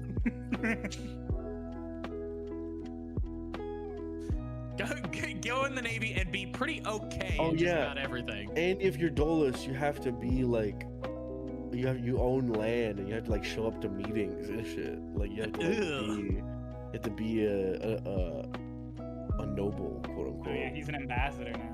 Even he doesn't want to show up to all of his meetings. Yeah, exactly. I already don't want to show up to my meetings. Yeah. I already. That's a don't great thing to show up my say at a meetings. place where we're all meeting up. God, I don't want to be. Why are you guys here? Yeah, Ray's actually upset that we showed up. Ray didn't Yeah. want to talk to We anyone. ruined Ray's Based on the day. first few minutes of the stream, that would make sense. Never expected anyone to be. Yeah, if you're Dolus, you have fucking what's her name? Delilah fucking breathing down your neck, making you show up to fucking meetings for the future of Ubua for the rest of time because you're immortal. That's so true. You're never getting out of that. Why do you think Twig gave that shit to him? And Twig just really didn't want that, so it became your problem. Yeah. I saw someone say Archibald and thought, are you sure? You know? You don't want to be Archibald. I You actually don't I want to be want to be Archibald. born unstable and then kidnapped and tortured for an indiscriminate period of time. It was pretty The worst- discriminate, actually. The worst part about being Archibald is that you have to go bald. Look, he had to live up to his name, guys. Hey, but to be fair, his head is just shaved, okay? Like, Not only that, but he gave it to you as a gift, like he was doing you a favor. Hey, listen, man. Going to a meeting once in a while is all worth it. Getting to live fucking little house on the prairie in this wide open field with my beautiful wife. And then Listen, man, Hush made a city start growing out of the mountains next to you. It was like, can I please have a city over here? And Dolus was like, sure. I don't really understand the scope of what this means. And then he started seeing the scope. I was like, okay, I guess this is fine. God. What's Granny's name again? She seems like a bad bitch, and I would so be down to be her. So that's our Lashna, the person we were just saying you don't want to be yeah, because the she's I really person that I sad. said is pathetically sad. I love she seems like a bad bitch, and I'm She is a down bad to be her. I bitch. love that She's phrasing. just also right? a sad bitch. Mm. That phrasing is immaculate. I She feel like our seems Lashna like is that. the epitome of it took a lot to get this kind. Mm. Oh yeah. It didn't take a lot for her to get that hot, though. That's natural. Yeah. Yeah. All right. We have Any other art of our questions life. from the chat? Yeah. Anyone else have any questions? Didn't Crow say he has some giant creature to guard that same city? I don't fucking know, man. He did, Oh, yeah, okay. there are several creatures. For the that record, guard that everything city. going on with that city is Crow's hell of his own making. Like, Dolus and I don't know what's going on really with that city. We just sort of ask Hush for reports, and then he gives us the paperwork. Dolus reads the first page, and he's like, "Yeah, it's probably fine." The baddest bitches are sad. The saddest bitches are bad. Oh my Two god, sides of the same coin. there's still a chance for me. listen, I think Vane lives life free. I would never want to be him. No. Can I just Not be even a Zerdy? Oh fuck! You know what NPC I would love to see Aldrich again. I miss that fucking bird. Oh, yeah, Aldrich's great. what character from another campaign or world you've played in would your Stormridden character get along with most? You guys have seen basically every piece of D&D I've ever played.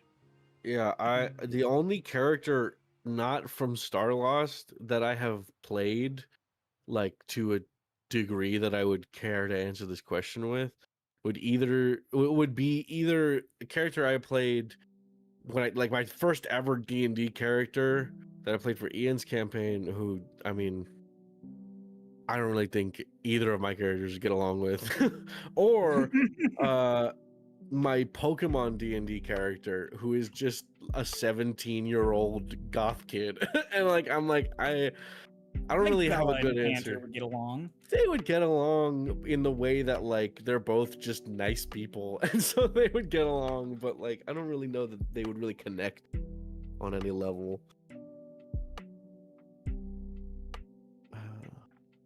Gosh. No, see, the thing is, every time I make a character, I try to make a new experiment, and almost inherently, that means that they just don't like each other, because they're just, like, I try to make them not similar to the last one, and so I just don't think any of them would ever really click. Trying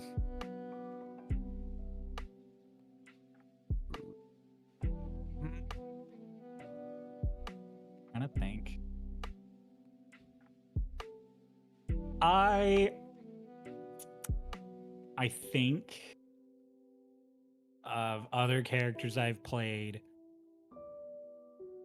and if they would get along with NPCs, I think Lunan, who's a character I played in Kay's home campaign, would be so amicable to Delgado, because they're very similar flavors of I care, but I show it in a way that does not seem I care. I think Lunan and Delgado would be buddies. This is Lunan. Art by Just Television. Oh, yay! Thank you for sharing. I think in terms of just I changed the question to NPCs from my other game. I think Bella and Noman would be good friends. Like they would just, I mean, like in the same way that Noman gets along with people, like Bella and Noman would be good friends the way that Noman and Shifra are friends. I like that. I think Renava would get along with my Pokemon D&D character, Hino. Because Hino, the moment she picks up that Renava doesn't want questions to be asked to her, would be like, okay, I'll just yap about literally anything else. And she would just talk and gush about Pokemon and talk about her friends, probably. So... There was a question that has been asked multiple times now that I spotted it earlier and I just spotted it again from Muggs of what idea had to be axed due to not fitting the character or world for PCs or NPCs or in general. You guys have anything that you had a really cool idea, but you're like, no, that wouldn't work with this character, and so you decided Not even that. The lost plot that Socks had. Well, yeah, Socks had a whole was plot. Supposed to be so much more important. True. Socks had a whole. I was gonna get you guys introduced to the concept of like the Immortals in campaign 1 way sooner, because Hunter was going to hunt Socks. Huh. He was gonna be a recurring character who was trying to take Socks. I don't think there's been anything that I'm like I had to axe because it wouldn't like fit in with the character or like with the story. I think any part of my character, I've just been like, hey Cryo, wouldn't it be sick if this happened? And Cryo's like, that'd be pretty sick. And I'm like, cool. Figure out how this works. you fit it in somewhere. You got it. I trust you. Speaking from a world perspective, there's so often I want to put in more cool Magitech, but also I know if I just keep putting in cool Magitech, eventually we're going to peel away from like more of the high fantasy vibes and get into like Final Fantasy.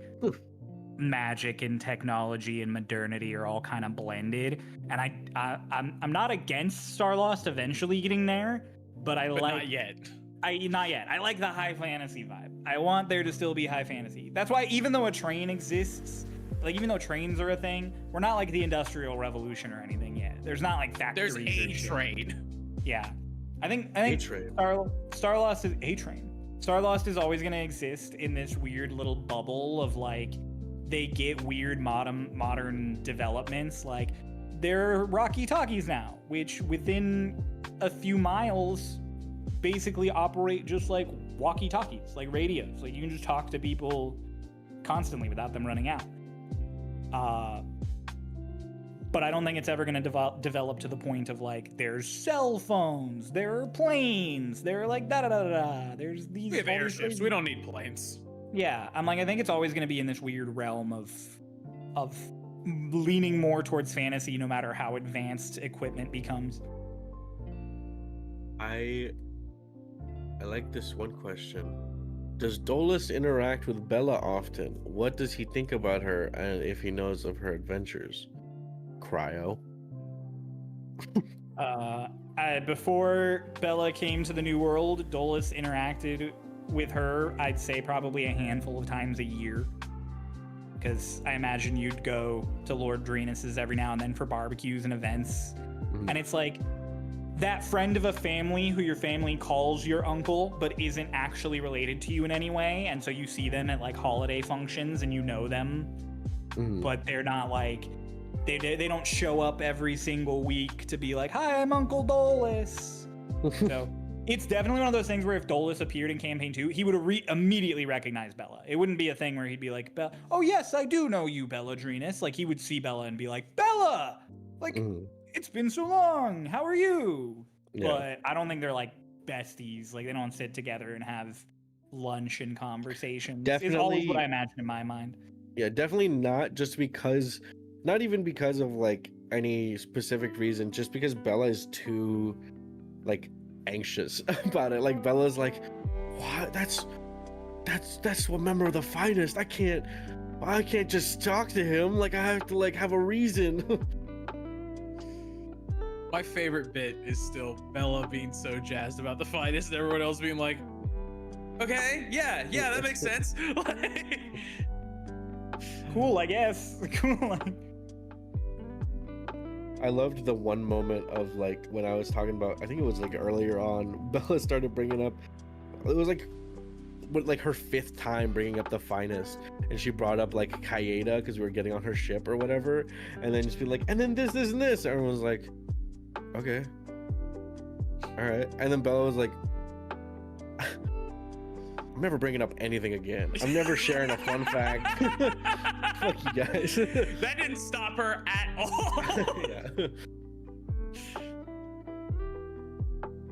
I'm never bringing up anything again. Proceeds to bring up everything again. Cryo, how did you come up with the biomes of the world? I think about what visually would be really cool places to go, and then I smack them sort of together on a map, and then I start wondering how geologically they would work and geographically they would make sense. So like I wanted you guys to be able to go to cool volcano places, and in Campaign 1 I made Shade Step, and I was like, yeah, this place just has a fuckload of volcanoes, the sky is always gray. Yeah, and then you mostly skipped it. Whatever, I know. Sorry. It's okay, I understand. The people there were shitty to you. Don't make the cool volcano place racist. That's just all I'm saying. Hey, I made the politicians racist. Listen, if you just took away the Sodden in there, it would have been all good. Cool, I understand. There's a lot of cool places in Shade Step that just I made, and then they just never got developed because that happened. But yeah, I think in Campaign 2 it was one of those things where like I knew years ago the visual I wanted for Cloud Breach of it being like a half bowl built into this coastal cliff, and the rest of the continents in existence beyond that, I was like, I have no idea what we're gonna do here.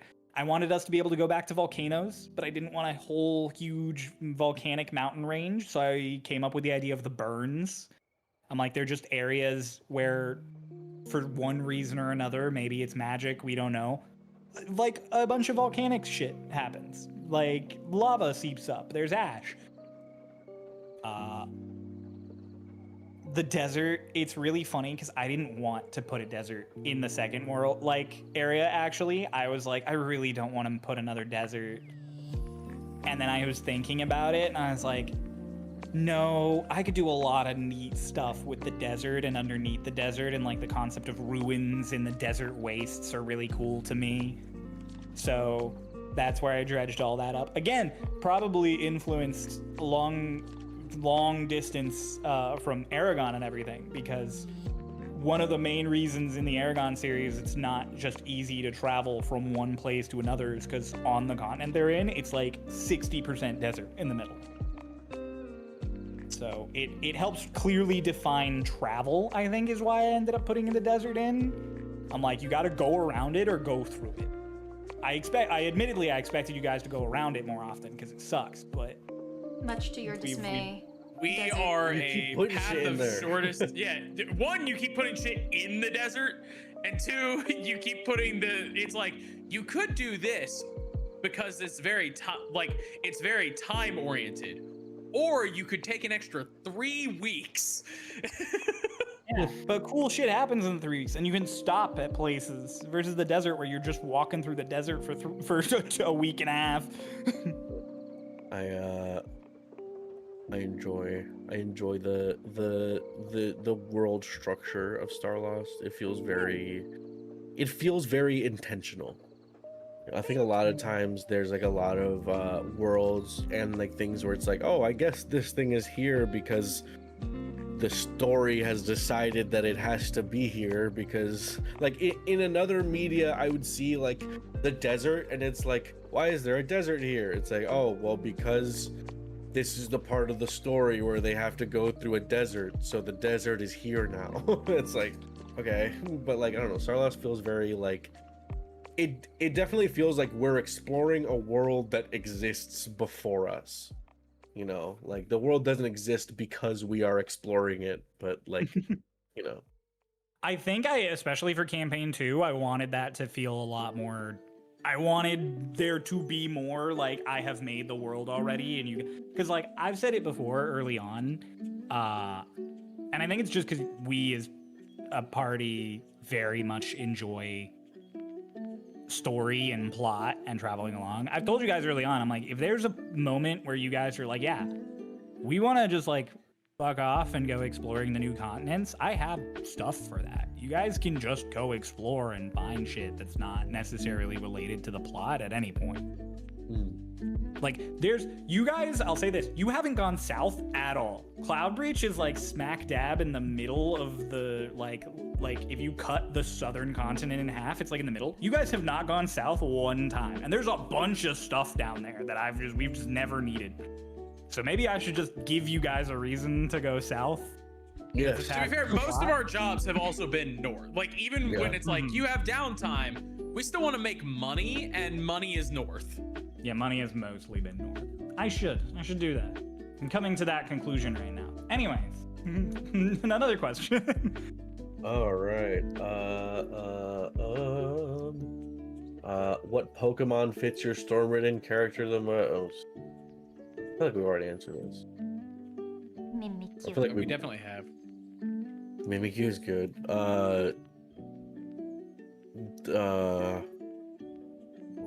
Bouffalant. Beware. Oh, I was gonna say Beware for you. Beware is also good. Beware is pretty cool.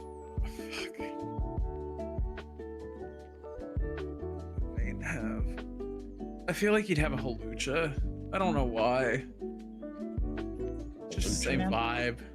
Yeah, it's just kind of good. What about?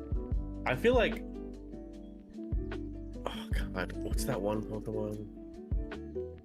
Oh no! Pikachu. Oh no! Thank you. Vayne gives me Gligar. Ooh, like a Gliscor, like, yeah, that's fair. I haven't thought about Gen 4 in a minute. Vayne, oh, you hear me out. Vayne is Mega Phalanx.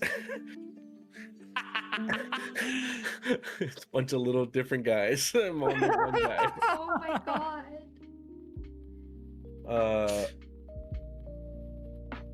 And then Out here at execute.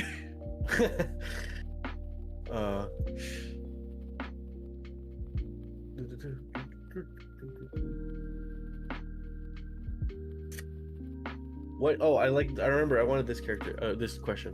What characters from your one shots would become a Stormridden? Inoki. Yeah.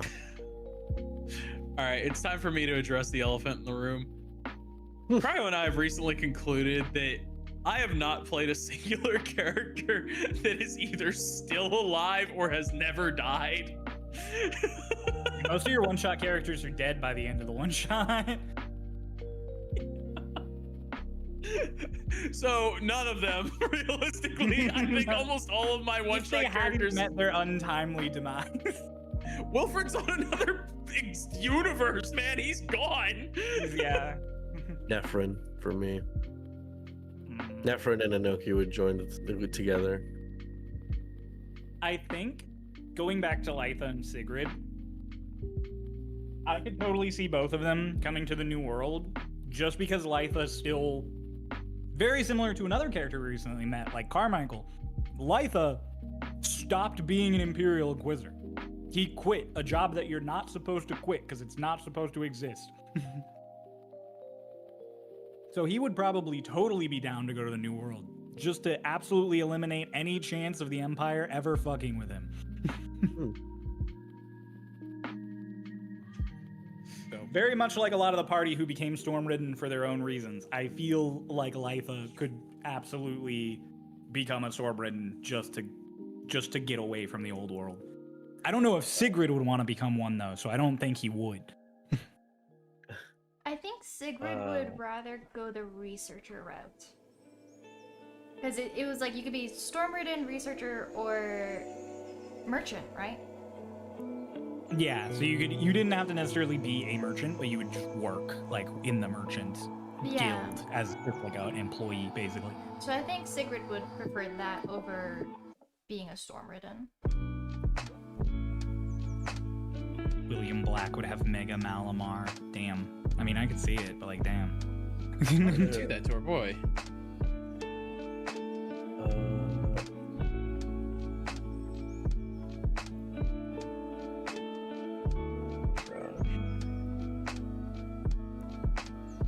Welcome back, Dr. Bigby.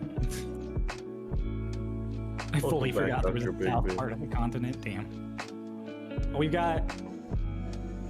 this was to me specifically, but I guess we can extend it. How do you balance fourth wall breaks and meta-ness without jumping the shark or making things confusing with the overarching plot? I've never once broken the fourth wall. I just really like making random references to real life things. It's a bad habit of mine. Most of the time we make references to real life things or bits about like other stories or stuff. They're bits. They're like jokes. So you can kind of just write it off as a silly reference so it doesn't really get confusing unless you don't get the joke. As far as mixing it into the plot, I try to avoid getting it too into the plot, with one very clear exception, which is SF. Because SF and stuff to do with SF breaks the fourth wall constantly. Which is the whole that's the whole purpose of SF and SF's like people is like there is the world of Starloss, and then beyond the fourth wall there is this outer framing that SF exists in. So when SF is involved, you are dealing with the outer framing. But it's also like essentially just like the Watcher in Marvel. Like it's meta, but not. But yes, you know, like Yeah. It's like SF exists and watches, and he might reference the real world, but also he's still a character in the story. So I he's think still bound by some level of story logic. without spoiling too much about what's coming up, there is a character who is going to show up, who is a big reference to a home D&D campaign we played. And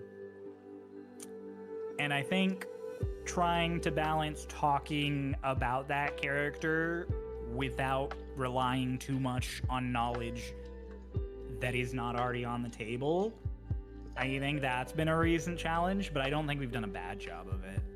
I think the main thing is to just like, these are your characters, this is their story, you can make jokes and references beyond the fourth wall, but just don't make it still has to make sense in the story. That's why the concept of jumping the shark is so silly, because sure, the show that originally from is Happy Days, and every now and then they'd go to the beach, but Fonzie was not a surfer and he was not a stuntman, so then suddenly trying to make a whole plot line about he's gonna jump over a shark, isn't that crazy? It was like, okay, you're obviously just doing this for the shock value. Like there's no actual reason this exists in this story other than being like, whoa! So it's easy. Just do things with intent is the easiest way to avoid that. Yeah. And I feel like if you're talking about just like meta gaming and stuff like that, we're a pretty self-policing group.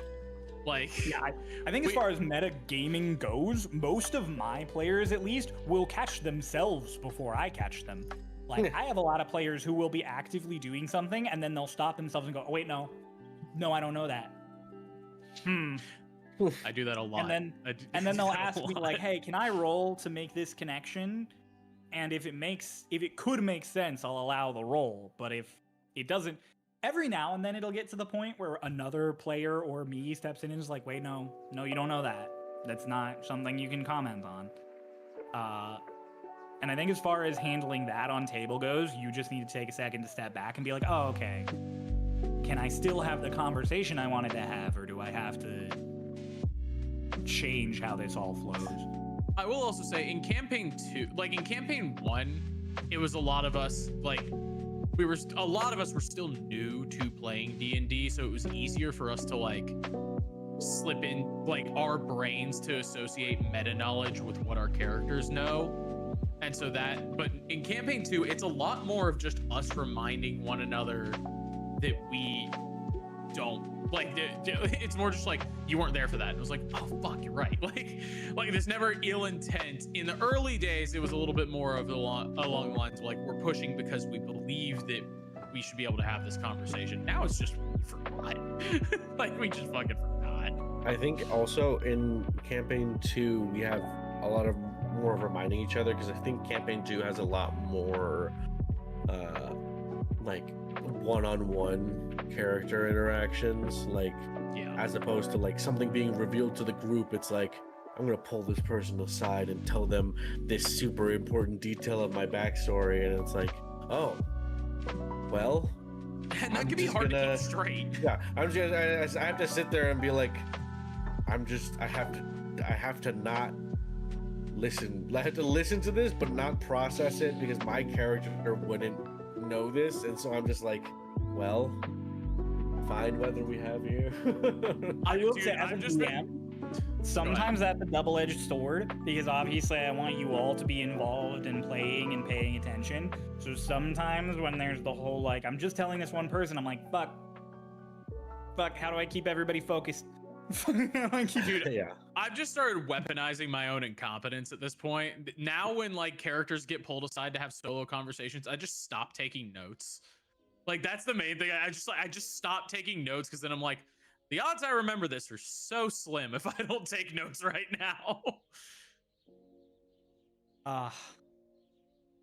How long would you guys survive in the world of Starlost? I wouldn't. Nope. None of us would survive. Nope, dead in the cradle. I mean, realistically, as far as fantasy worlds go, the Starlost is not the worst one. Like, it's not, I don't build, I mean, I've done it before, but I don't normally build grimdark worlds where it's like, the survival rate is 30% and you're gonna find this and find that. Like, medicine in Starlost is pretty developed. You guys, I mean, it's not gonna be as comfortable as living in the modern day. You don't have phones and TVs and any food you could ever possibly want at your fingertips, but like, you're probably not going to die in the cradle unless you get an illness or your family's very, very poor, which is something that can kill you in the real world too. Especially in America. Yeah. As long as you stay out of bad areas, you're probably not going to get hit by a bandit attack. So don't go to Shadestep. Shadestep's actually one of the safest places to live. Is it? Because last I checked, they're the only country that has active riots. Well, that was because they were in a civil war. But like, no, Shadestep is a country that really harshly punishes crime. Like, your crime is punished by death or indentured servitude. So people don't commit crime in Shadestep unless they're sure they can get away with it, or it's like white collar crime that they can cover up really easy. So as far as like, oh, you're gonna get mugged and died, like mugged and die, Shadestep is probably the safest place to live. It does unfortunately have volcanoes and a lot of ash, so you have to be cautious about the weather and where you're going. So, but yeah, no, I think you'd live probably a pretty normal life. You might die a little bit younger because of a lack of healthcare amenities, but like, I think the average person in Starlost lives a pretty normal life. I just think that I'm very unlucky. I think I would get picked up by like a giant vulture and just like plucked away. That unfortunately is a risk Kay. that exists there that does not exist here. There goes Kay. He's gone now. We're just walking along and just, where's Kay? We just look back down the road and you're just laying there. There's just like a basilisk dragging you into the bushes and we're just like, no, come on. Keelan, that was actually a really big joke that first happened when the pen pal was introduced. All of us swore up and down that it was SF again. And Cryo went, no. If I were going to do that, I wouldn't give it to Kay again. Yeah, I explicitly told all of the players, I'm like, if SF was writing to one of you again, it wouldn't be the same person. Why not? I like it. Hey, follow up, where would you guys choose to live in the world of Starlost?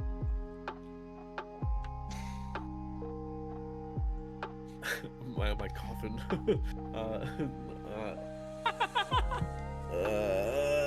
Where I just hyped up how safe it was. I would never live in Shadestep purely because it's too.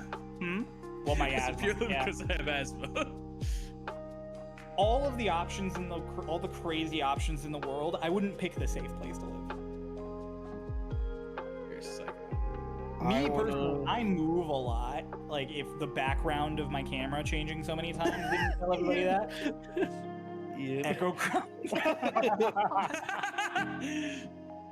Hey, let me tell you right now, you don't do any living in the Echo Crowns. I would Where pick do I- Estelgron. Like, You basically already live in Estelgron. Yeah. yes. I think my second choice would be Westwood. Yeah, Estelgron's pretty nice. They don't have conflict there. They're a socialist society, so you as long as you do work, you get food and board. There's lots of research. There's really nice views of the sky. Yeah, no, that makes sense. Westwood or Dragonlost, someone says. Dragonlost would be nice. Dragonlost would be nice. Dragonlost, I will say, Dragonlost is a place where like you'll be working. Everyone who lives in Dragonlost is doing something. You're fishing, you're carving wood, you have a physical job if you live in Dragonlost. There are no office jobs. I'm alright with that. I want to live want to live. No.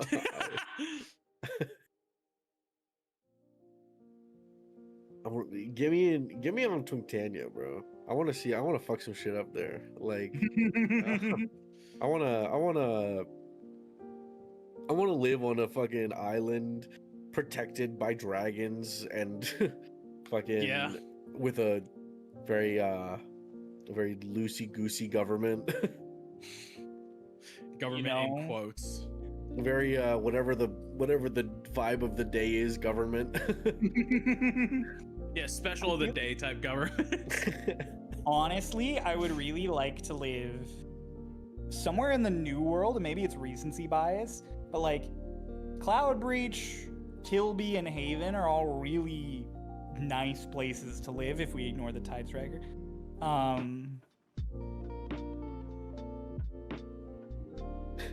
Ignore that one incident. It's really. If you ignore the bioterrorist.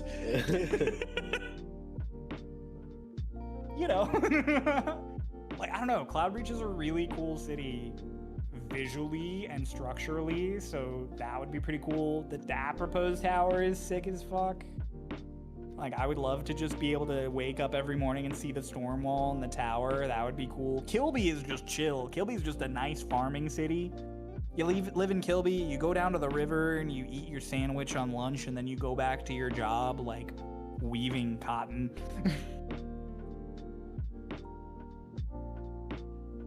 What about the time fire and brimstone rained down, killing everyone? I said ignoring that. There was no fire and brimstone involved when. Unless I think Ian might be talking about Twinktania, which again, we can ignore that time. Imagine these cities at their status quo, not at their worst or their best. Realistically, I would want to live in Fort Dawn. I think. Yeah. I just like it. Just seems nice. Like it's pretty chilly, but not like frozen most of the time. Like home to living in the main city of the country, home to the fucking strongest archmage in the world. Like you're having that like level of protection. Doc is there, I guess, and then he's so strong. That's cool. I didn't Doc know he was in Fort Dawn. He works there. That's cool. I mean, that's great. Like a great new thing to learn. That's adding points to my thing. That was everything with the fucking. All right, you know what? Fuck it. I don't care. Matthias is cool. I mean, like I feel like famous people come by all the time. It's just chill. Like head down south, get some good wine. I do think I mean, it makes sense why Raiden wanted you guys to move to Yuba so bad. It's a nice place to live. Yeah, nothing bad ever happens in Yuba. Except for that one time. We ignore that one time. Except for that one time when like the ultimate evil possessed their fucking king. Yeah, but he didn't even stay in Yuba when that happened. He went other places. Yeah, well, what else am I gonna? When we released an eldritch deity. Where else am I supposed to stay? Fucking Soracen? Fucking desert, bro? Fuck that shit. Soracen is so sick. Oh my god. I think honestly, as far as places go that I wish we had gotten to see more of, Soracen is one of them. Soracen was I'm proud of what I did with Soracen. It's very cool visually and conceptually. Sick as hell. Wish we'd stayed there longer, but that's on me. I'm the one who decides where we go. Get my ass on in Shasla. I want to be one of the trinkets in the shop. Bring me to it says yeah. Okay. Isazvengar? Yep. Isazvengar? Oh my god. Give me an Aifentir, bro. Keep my ass to Aifentir, buddy. I would love to say that I want to be in the Talon Isles, but I don't know enough about the Talon Isles to say that I want to be there. As somebody who has a character from the Talon Isles, I don't either. Yeah, I was gonna say I don't.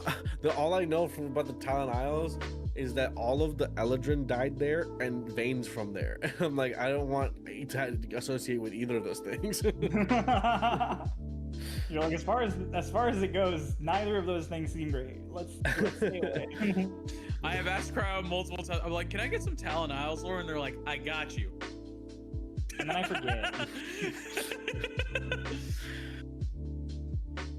The best way I can describe the Talon Isles is that it's very Skyrim. That's fair.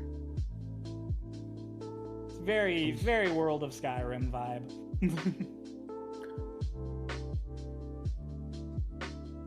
I would want to live in Valorfall only if I know that Bahamut lives there. Only because I know Bahamut lives there. Like, if I can go to Valorfall with the knowledge that Ahab is Bahamut, I wouldn't even talk to him about it. Like, I wouldn't bring it up. I would just be like, this is the safest fucking place I could ever dream to be. I will tell you, he very much is not gonna step in for most things, though. I live in Fort Dawn.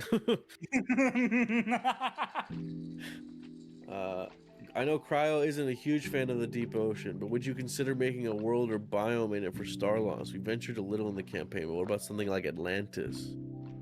Cryo, where's Atlantis? We spent most of our time in seas, on the ocean, in the ocean.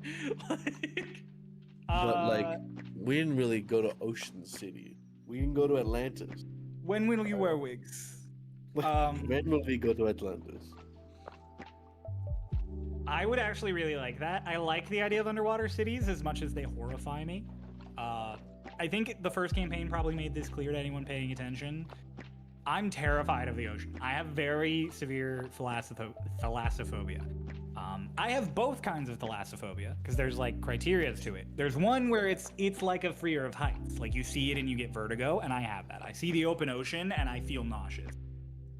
But I also have the general fear of there could be something underneath me, which is also a kind of thalassophobia. So, but I also am obsessed weirdly with the ocean. It's really cool conceptually. It's like when you're horrified of it's like when you're like body horror is crazy and it makes me feel gross, but I really like drawing or doing stuff with body horror because it's such a weird thing. That's me. Morbid. It's a morbid obsession. So I would love to do more biome stuff under the ocean, actually. We kind of got into that a little with the Lake of May in Campaign 2 when you guys went down under there. But I would like to get in like an Atlantis-style place. We kind of had that in the one-shots in Surf. We had I can't remember what the name of it was. We had the goddesses city in the elemental plane of water. Gosh, I also don't remember the name. I have it written down somewhere. I'll find it at some point. But I really would love to have a BioShock-esque city underwater. Forlorn Reef. That's the name of it. The Forlorn Reef. I also I went to go find the group chat where we like did that one shot to find that info. And I opened it. This one is just called Starlost Scattered, the water one. The water one. You're not in the other group chats, but most of them are silly names like that. I think ours was just, it's fucking hot. Yeah. The Feywild, I'm pretty sure is just the one with fairies. They're all named like Friends episodes. I'm pretty sure the Earth one was like, I think we renamed it to the Earth one again. Yeah, we did because we had to record that one twice. Yeah. Ian says he'd want to live at Sally's. Well, I don't know if that's where he would want to live. That's where I said I wanted to be. He was saying, I was like, give me in fucking that place in Shasta, in Trinket Shop, Sally's. Yeah, I mean, maybe Ian wants to be there. I don't know his life. Ian, where do you want to live? He said he wants to live in the Echo Grounds. He wants to live in the Echo Grounds. I don't know, man. Echo Grounds would be pretty neat. You got all sorts of options there that I won't say because historically, people love living there. Yeah, historically, people love staying in the Echo Grounds forever. Let's like in Rayesti. Oh, right. Let's go to the first racist city that we encountered, Rayesti. Yeah, I love. No, to be fair, it was a refugee city. Their goal was to get us out. Like that was the point of that city. It just got raided. Most of If the people the there were two- pretty chill. If the two parties switched campaigns, how would that go? Oh Ooh, my god. Oh God. Dude. that's wacky to think about conceptually. Dolus would be dead because Dolus has the same sort of like that same kind of energy that I think Bella has sometimes, where it's like he's very cautious about things, but then in the moment he'll jump into action. Except Dolus does not have the constitution to back up the stunts that Bella has done. So Dolus would not have survived this long. Tuckerland would exist instead, Ian says. Tuckerland. Tuckerland. Tucktania. I think it would Okay. be really interesting because I have Penny. I was gonna say Penny versus Martin Penny would go versus fucking Martin would be crazy. Crazy. Mm. How? Because it's like with encounters, I always ask Crow like, how does Penny shape up against this opponent?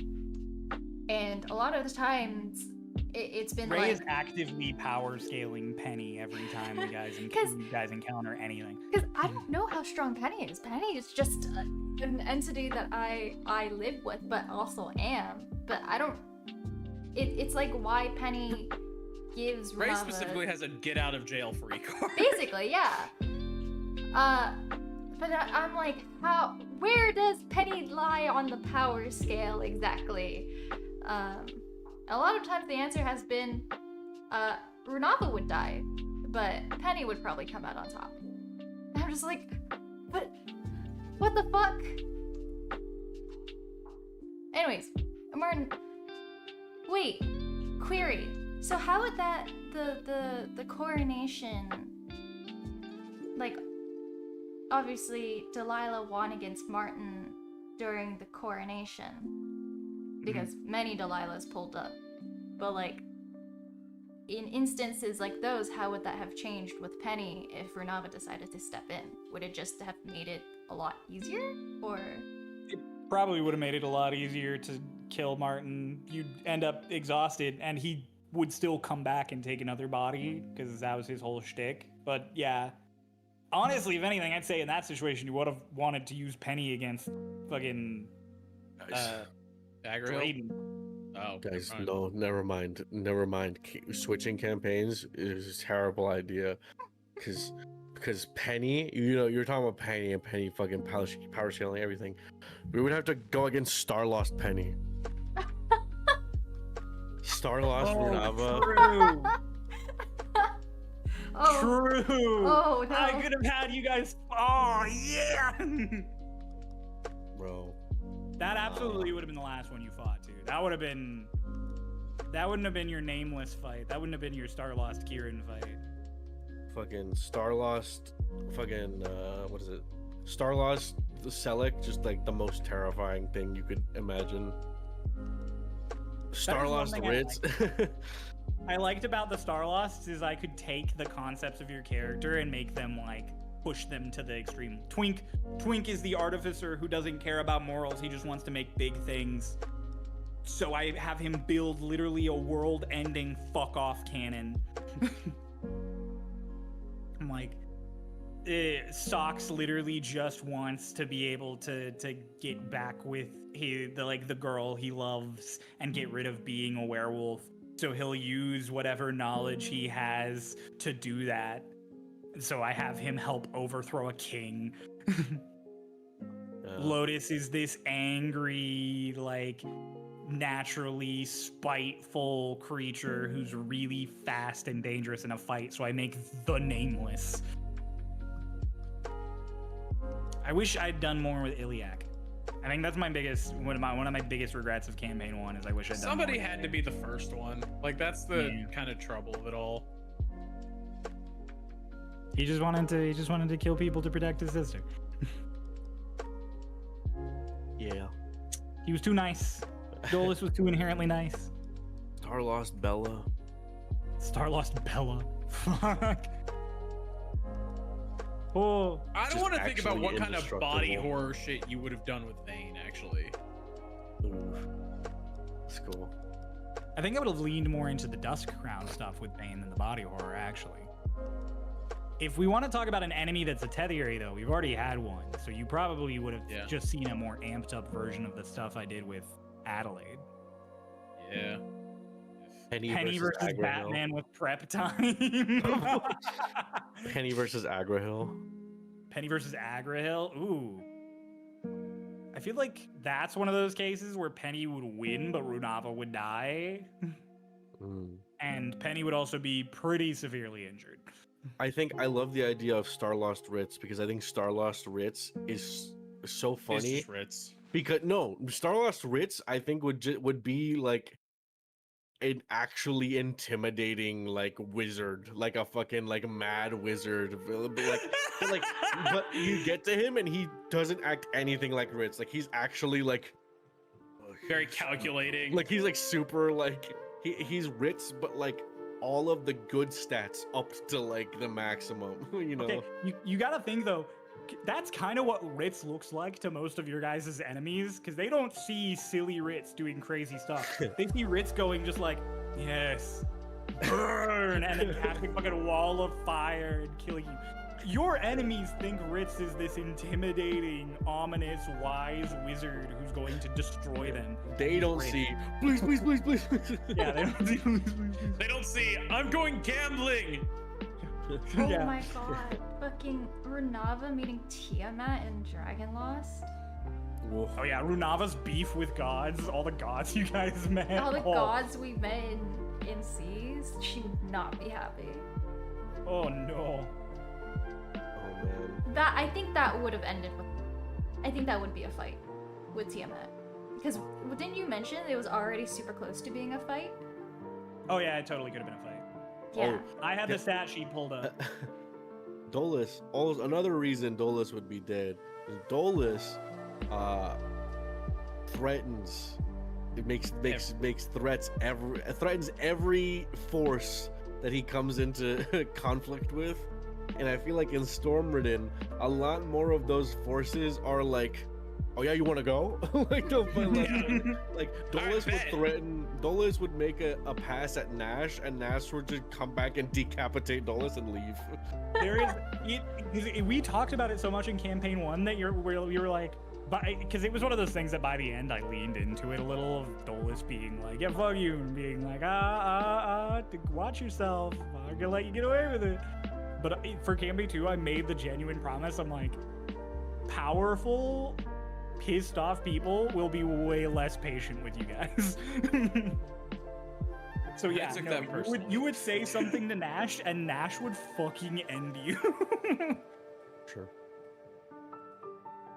Rightfully so. Yeah. Campaign 1 was a lot of fuck around. Campaign 2 is a lot of finding out, but the problem is that I chose to fuck around this time.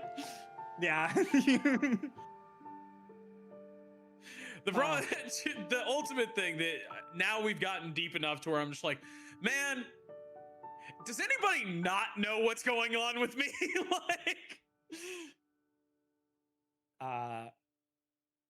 Real quick, I'm gonna grab another couple of them from Priority Shanties in You do that. Discord. I have to go. I Oh, must okay. away. Away, Thanks for having me, King gamers. Good luck with your Away. questions. Thanks for pulling up. Of course. Thanks for being here. Bye bye. Bye now. Bye. Bye. Thanks for hosting, Ray. Bye, Kay.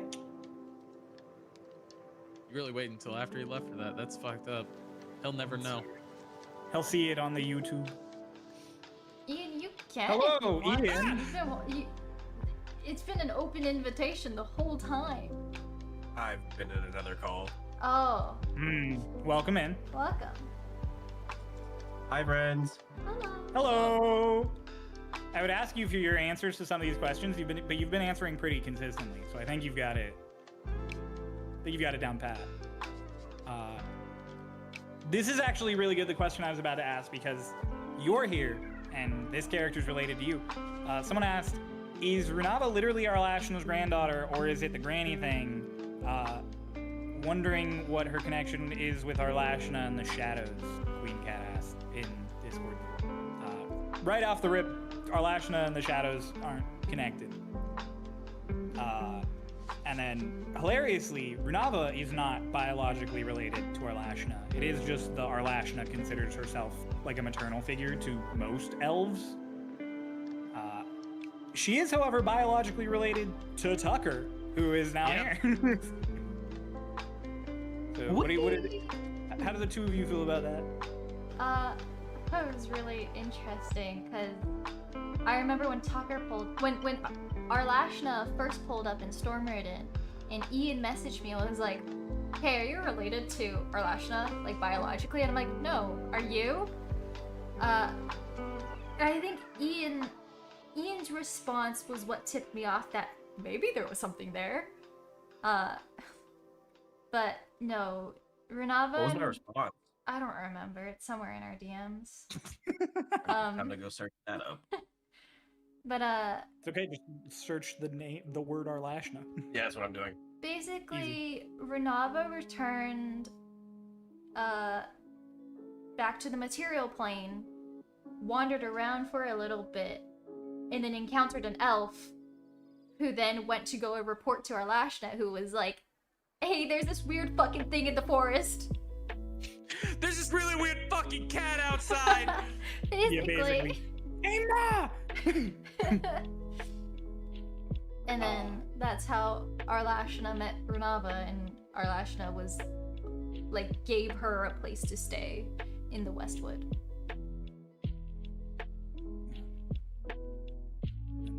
Ian, what's your thoughts on Arlashna and Tucker's relationship and all of that dynamic? It's complicated, right? Mhm. It's very complicated. Yeah, because you don't know. Yeah, correct. Yeah. He doesn't know because he doesn't watch the show. No. Super Tucker doesn't. complicated. Yeah, beyond the fact Yeah. that Ian doesn't watch the show. Because early on, Ian was talking with me about Tucker and talked about wanting Tucker to be part Fae. Like, either a parent was directly Fae or a grandparent was Fae. And you didn't give me like Archfey or Arlashna direct connections at first. Yeah, I mean, it's probably something that I can go into it because I don't know if it'll ever be actually discussed in game. But the whole premise behind Tucker was like, he's quote unquote half elf with Fae connection,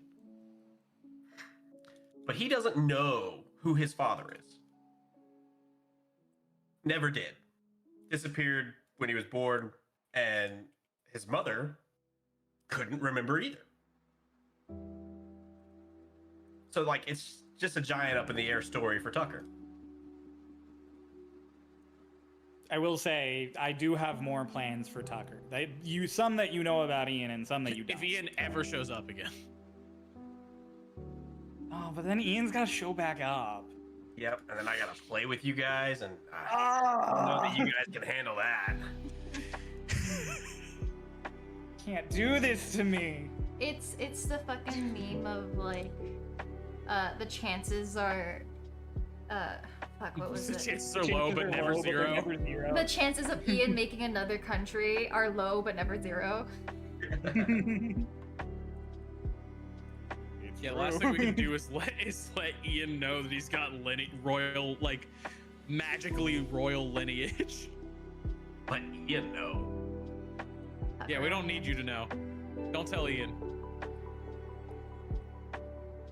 Yeah, the only one who knows is Runava in the party. Yeah. Yeah. Currently, I'll say this above table, the only person who knows, period, outside of Arlashna is Runava. Like, Arlashna doesn't tell people that. She only told Runava so that Runava could keep an eye on Tucker. Like, no one else in the Why world would of she trust me Starlost to is keep aware of Tucker's connection to Arlashna. I'm so responsible. Why wouldn't she tell me to keep an eye on? You have such a great track record. Yeah. Hey, Would Under Tucker my care? watch. That's a good question. Yeah, Tucker someone asked in even chat, care? would Tucker care that he's royalty? Would he care? Tucker wouldn't care that he's royalty, but Tucker would care that our Lashna knew. That's fair. It's Tucker be always mad. that. Oh, absolutely, but not in a like it wouldn't be a natural mad. It would be a Tucker mad. Like he would be no angry outbursts. He just disappear. It's that you knew it's that you knew pain. No, he would never bring that up. Yeah, he would never even bring it up though. He wouldn't be like, and you knew? Like that would never happen. It would just Yeah. in the back of his mind he'd be like, yeah, she knew. Gosh. I'm excited. Ian, are you excited for the Tucker things we have planned? I'm excited, personally. I miss Tucker. Of course, that's why I'm constantly asking. And I Cryo don't keeps watch going, God, I just don't fucking want you anywhere near me. Well, here's the thing. My main thing with this campaign so far has been I said this right from the rip, is that I had more guest characters planned and guest character plots planned. And it has been such more of a struggle this time to fit them all in. Yeah. Cause without making you guys feel like you're not involved in the plot or important. Like, cause I could bring Tucker back in and we could have like a 6-session Tucker arc dedicated to all of this. And we could just do that. But it's finding a place in the ongoing story where that doesn't feel like it's pulling away from everything else that's going on. In hindsight, I should have done it during the time skip. Realizing that now. I was in There the will be- hospital for most of the time skip. That's true. Most of you were physically recovering from being near death. I was but learning then how it's to live with one arm. It's like then we had Phoebe, who honestly Phoebe stayed, and I don't mean this in like an offended way. Phoebe stayed longer than I expected. Cause you guys just love doing role play and sessions take longer. I thought Grace was gonna be around as Phoebe for like a handful of sessions, and then she was there for like 12. Yeah, isn't that the rule though, Cryo? Have you not learned that whatever time you think it takes, you need a plan for double? Yeah, I need a plan for double. I see. Here's the thing: I hadn't applied that to guest characters in my brain, but then after that, I immediately did. And then we had Tucker and Lonnie, and Etzelon's always been a weird blend between a guest character and a feature that's attached because she's lived in the same city with you guys, and because Jess is just always available to play. So. I do wish and hope for more Tucker, and I've been talking to Ian. We're definitely going to get more Tucker. But there are also other guest characters I'm excited. There's other people who have been wanting to play that I've talked with before.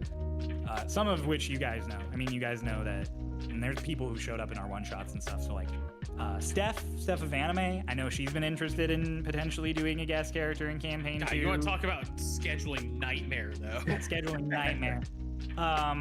She was actually, I'll say, above table. Steph's character was supposed to show up already 2 different times, and then scheduling didn't work out. So that's a character that already exists in the world, and I just don't know when Steph's gonna be available to play. Well, it's also funny because we have, Steph, I think, of all the people we've had in one-shots, has the most characters still floating around from those one-shots. Mm-hmm. There are many characters Steph has died. played that just haven't died and are, technically plot relevant. True. Could just show up at any moment. I love having stuff that could just show up at any moment. We call that Chekhov's gun. I'll say also, of people we've played one-shots with, Equa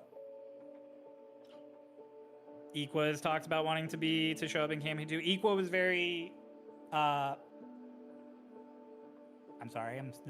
Equa was very nice, and for the trailer we did for campaign 2 with the carnival barker hyping up the EEC, Equa is a voice actor. That's like his job. Yes. And I just asked him, I'm like, hey, how much would I have to pay you to do voice acting in this? Because I think it'd be nice to have a voice that's not one that the channel's really used to. And he immediately responded, and he was like, free. Obviously, I want to do this. And I was like, oh, okay. And then in that same conversation, I was like, we want to do like some more guest characters throughout this campaign. Would you ever be interested? And he was like, absolutely, hit me up. You guys are great. So there's like a lot of people who are interested that I would love to have on to do stuff, but the difficulty of it being a campaign and not one-shots is like, it's a lot harder to schedule, like, hey, this day X is gonna happen, pull up, you're gonna be playing for X amount of time, and then you're good. Like, come play and have a good time. It's a lot more loosey-goosey of like, yeah, we play on Mondays, and your character will be relevant either this following week or the one after. And we'll be here for either 2 weeks or 5. Yeah. And that's a tough thing to ask a bunch of adults who didn't sign up for this campaign to do. Yeah.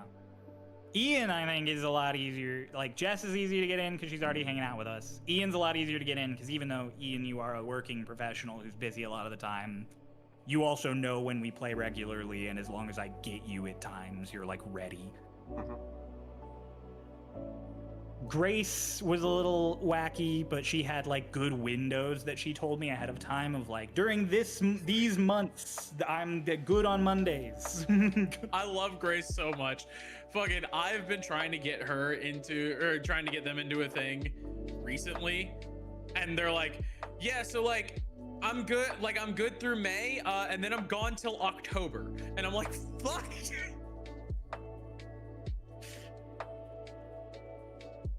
Problem with scheduling is based on the fact that nothing's come out yet, I guess you guys can guess when I might be working on that again.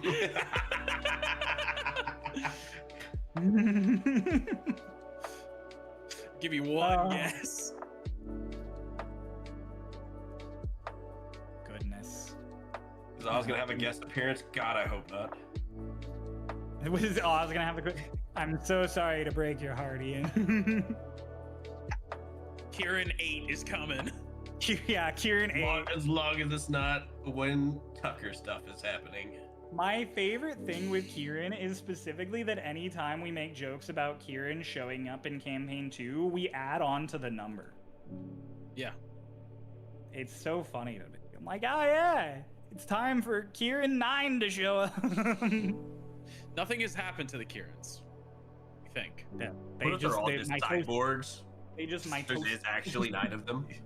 There's actually 9 of them. I feel like that's a plot Oz would love. Oh yeah. No, it's always. What really are the funny chances that there's a permanent player character death?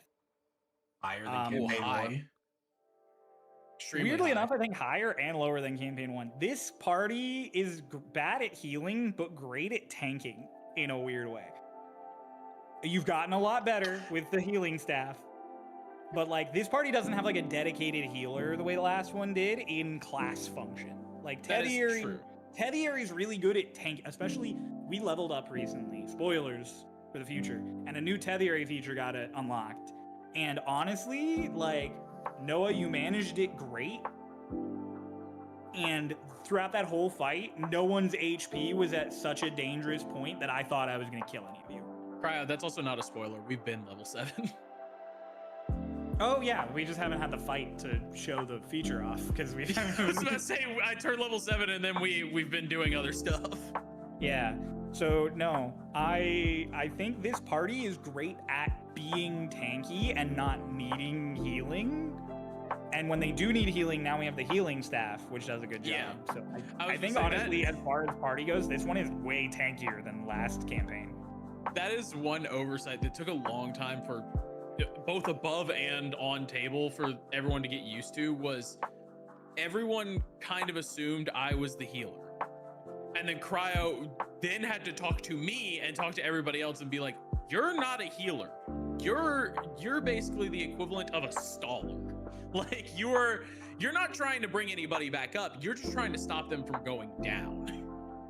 Yeah, Tetheri very much functions unless you multi-class or get items or gear specifically to make yourself better at healing. Tetheri functions much better at being a supporter and a sustain in the sense of like, I'm not gonna heal you, but you're gonna stay up. I do think that's the best way to put it. Actually, is Vayne is a stall Pokemon.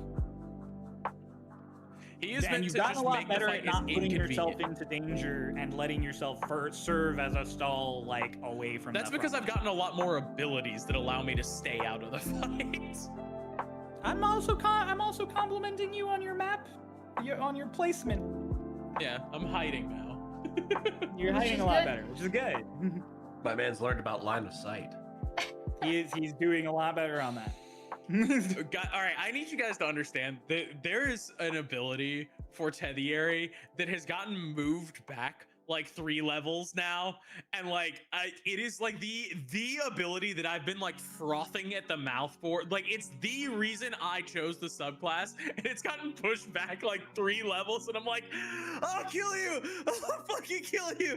Give me It's the really ability. funny that you bring it up because honestly, I was thinking in my next overhaul of the subclasses, I might move it from level 8 or like 9 to the. I might switch the placement of those abilities just because I've seen you frothing at the mouth. No, like in the future, people who play that subclass will get it earlier because I'm noticed how much you're we frothing built at the the character mouth. we can hot fix. You can fix this for me. I'll take it. No, you have to wait. No. This is why we call it a play test. You're testing it. I'm You sorry. decided it might be too long. You I were. want it. I want my new toy. God damn it. Do we know if there are any other Tetheri subclasses? So, if you have Kofi, you already have access to 2? Yeah. You have access to Tether Witch and Tether Shielder, which is the one that is best at buffing casters and the one that is just a tank on its own. There is also 2 others. There's one that is fighter adjacent, and then there, which is Bruiser. And then there is. Striker. Oh, we should call it Striker. Oh, The we reason should we call it didn't Striker. is because it used to be called a Strike Tether, and you didn't want to mess it Oh up. yeah, there used to be an ability called Strike, and so it was gonna get confusing. But that's not. But a that's thing why I anymore. kept fucking. Because every time I texted you, I was like, so Shielder and Striker, like, because I used to fucking throw ideas at Cryo all the time. I was like, Shielder and Striker, and I'm like, it's not called Striker. It's not. Why do I keep doing that? But yeah, and then there's a 4th one which I made with K-Meister actually, that I play in a home game, and it's sort of the wild magic subclass for Tetheri. Because I love when casters and stuff have a wild magic one that's real random and crazy. And that's Bounty is what it's called. I'm a believer that every class should have a wild magic subclass. I think Yeah, there well, should that's always fine. be a like broken ability. Like you should always have broken magic be an option. I do think I actually was already planning it before Ray was like, hey, let's do shanties. I was planning on either this month or early next month releasing more Tetheri stuff for Kofi and updating it because we've made a lot of changes. It's got spell slots now, which is something it didn't have in the beginning. We played a lot with the concept of casting without spell slots, but it ended up just adding a layer of complication that 5e doesn't need. It's a really cool concept, and maybe if a system was based around it, it could work. But the fact that it's thrown into a system that already has spell slots, it just didn't flesh out. We definitely should not give it to him until we do the overhaul, because like We've been talking about doing another big overhaul of a bunch of stuff, and so I think as soon as I do that, it's gonna go to Kofi. So if you're on Kofi, if you're a captain, you'll get it a couple of weeks before everybody else, and then everyone will then have access to playtest. in the Kofi, everyone in the Kofi will get it. Everyone in the Kofi will get it. Sorry, we do have to paywall a couple of things. Maybe once it's all done and totally complete, we'll put it out there for people to have access to. Do one of those things where it's like, here, you can download this PDF and pay what you want for it, esque things, just to let it get out there into the world. But right now, yeah, Tetheri lives exclusively on Kofi. and it has 2 publicly available subclasses with 2 more coming down the pipeline. That's that. Shit. Is the first time that we put out Tediary, did it even have Reef yet? It had Reef. Okay. Yeah. You also get a unique cantrip. Light. And I'm gonna keep asking Cryo over and over for new spells because I like new things. But that's because I'm easily distracted. Fair. The ADHD. It's the ADHD. Ian, do you have any fun concepts or questions to bring up? Yes, but not in a public setting. Oh, okay, that's always fun. Real quick, I'll check Discord again, see if we've got any hanging out. Tediary looks fun to play. Tediary is fun to play. It is something where especially because it was being play tested, the first few levels are a slog. Like that and sometimes classes are like that. A lot of wizard subclasses are pretty like you're just kind of chugging through the first like 5 levels, and then once you get to like level 5, that's usually when those classes start to become really fun. I love casters. I love casters so much.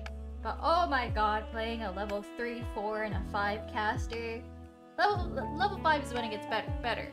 But well, when they just don't have anything fun or unique to do, it's just like this miserable like I have nothing. I wouldn't call it miserable. There's a lot of really good 1st and 2nd level spells. Like I make use in the home campaign, I play a sorcerer. I make use of invisibility and detect thoughts all of the time. And detect thoughts is really fucking fun. But it's like, oh, my spell slots. I run out of them so quickly because I always try to do utility stuff, and then when it comes to battle, I'm just gonna be like, Chromatic Orb. Yes. Which I mean, like, Chromatic Orb is super strong, so. I won't reveal all the Especially the new details of it, but I remember really early on in Tediary developing, Ian and I talked about the idea he had an idea for another class, and he was like, you and me could work on this class and make it, and I was like, hell yeah. And then partway into Tediary, I was like, this is a huge fucking pain in my ass. Maybe some point in the future we could do that, but the playtesting is a lot more effort than I thought it was gonna be. Oh, hey, I jumped in front of Muggs' question of are there plans to make a different class? There's the idea of it that Ian and I have talked about, but it is not planned. One day. Hey, Crow, you know all that stuff that we kept going, God, it would be really cool to add this to the class, and like, but we were just like, but like we already have so many abilities, but man, we really need to just change some of those into spells. We really need to just make some of those into spells.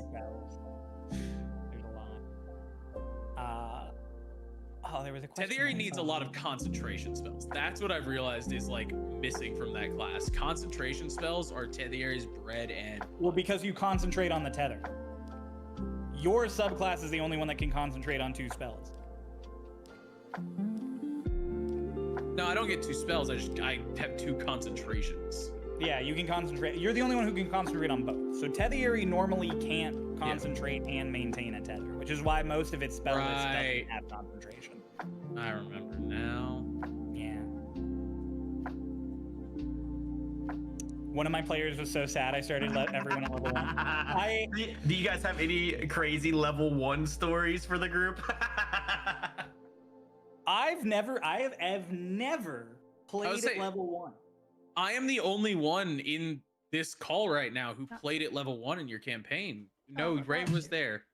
No, Ray was not there. I thought you were gonna say the only one who's ever started at level 1. I'm like, nope. I played other campaigns. No, I was at level 1 before, but not in any of our campaigns. Yeah. Yeah, I made them start at level 1 in their first game, but I did preface to them that it was not normal. He also said, I'm never gonna make you do this again. This is so you understand, and then you can avoid it for the rest of your life. Yep. I've DM'd games where people start at level 1. I've done that twice. The game with the world and players that eventually became Starlost and the Altairi Quintet was level 1. It was level 1 to level like 10, and we basically leveled up every session. And yeah, no, level 1 and level 2, they hated everything. I think they wanted to kill me. It's such a miserable experience. Like, it's just, everything feels painful every time you're like, you constantly go, and then I go, no, I don't. Yeah, but I mean, it sets a boundary too, right? To make you realize how strong you actually are. Because like you have to think about the random NPCs in the world are level 1. Like that is just the thought that has to be there. So most characters you encounter are somewhere between level 1 and level like 8. You're very rarely going to encounter people who have access to any of the kinds of power that you guys end up with. I was saying, like, even now, to where it's like we're in the EEC, and it's like naturally, a lot of the people around us are a higher level than what we would normally run into. But like, even then, we're starting to get to the point where we're outclassing a lot of them.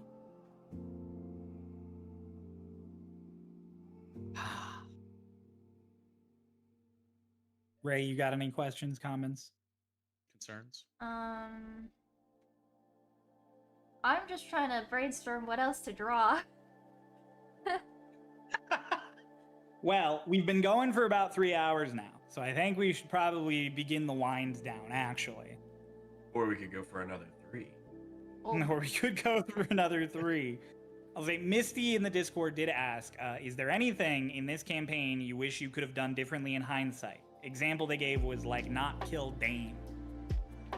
Okay, so for that clarity, specifically, Cryo has told us there was no way Dane survived the arc. It was something where Cryo was like, Dane was going to die. Whether you did it or somebody else did it, Dane was meant to die.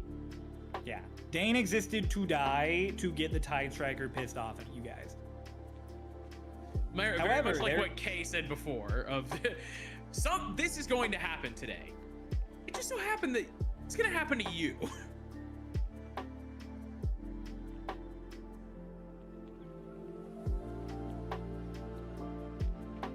I think there was a lot of things I wish I communicated better before it came onto the table. I think especially in the beginning parts of like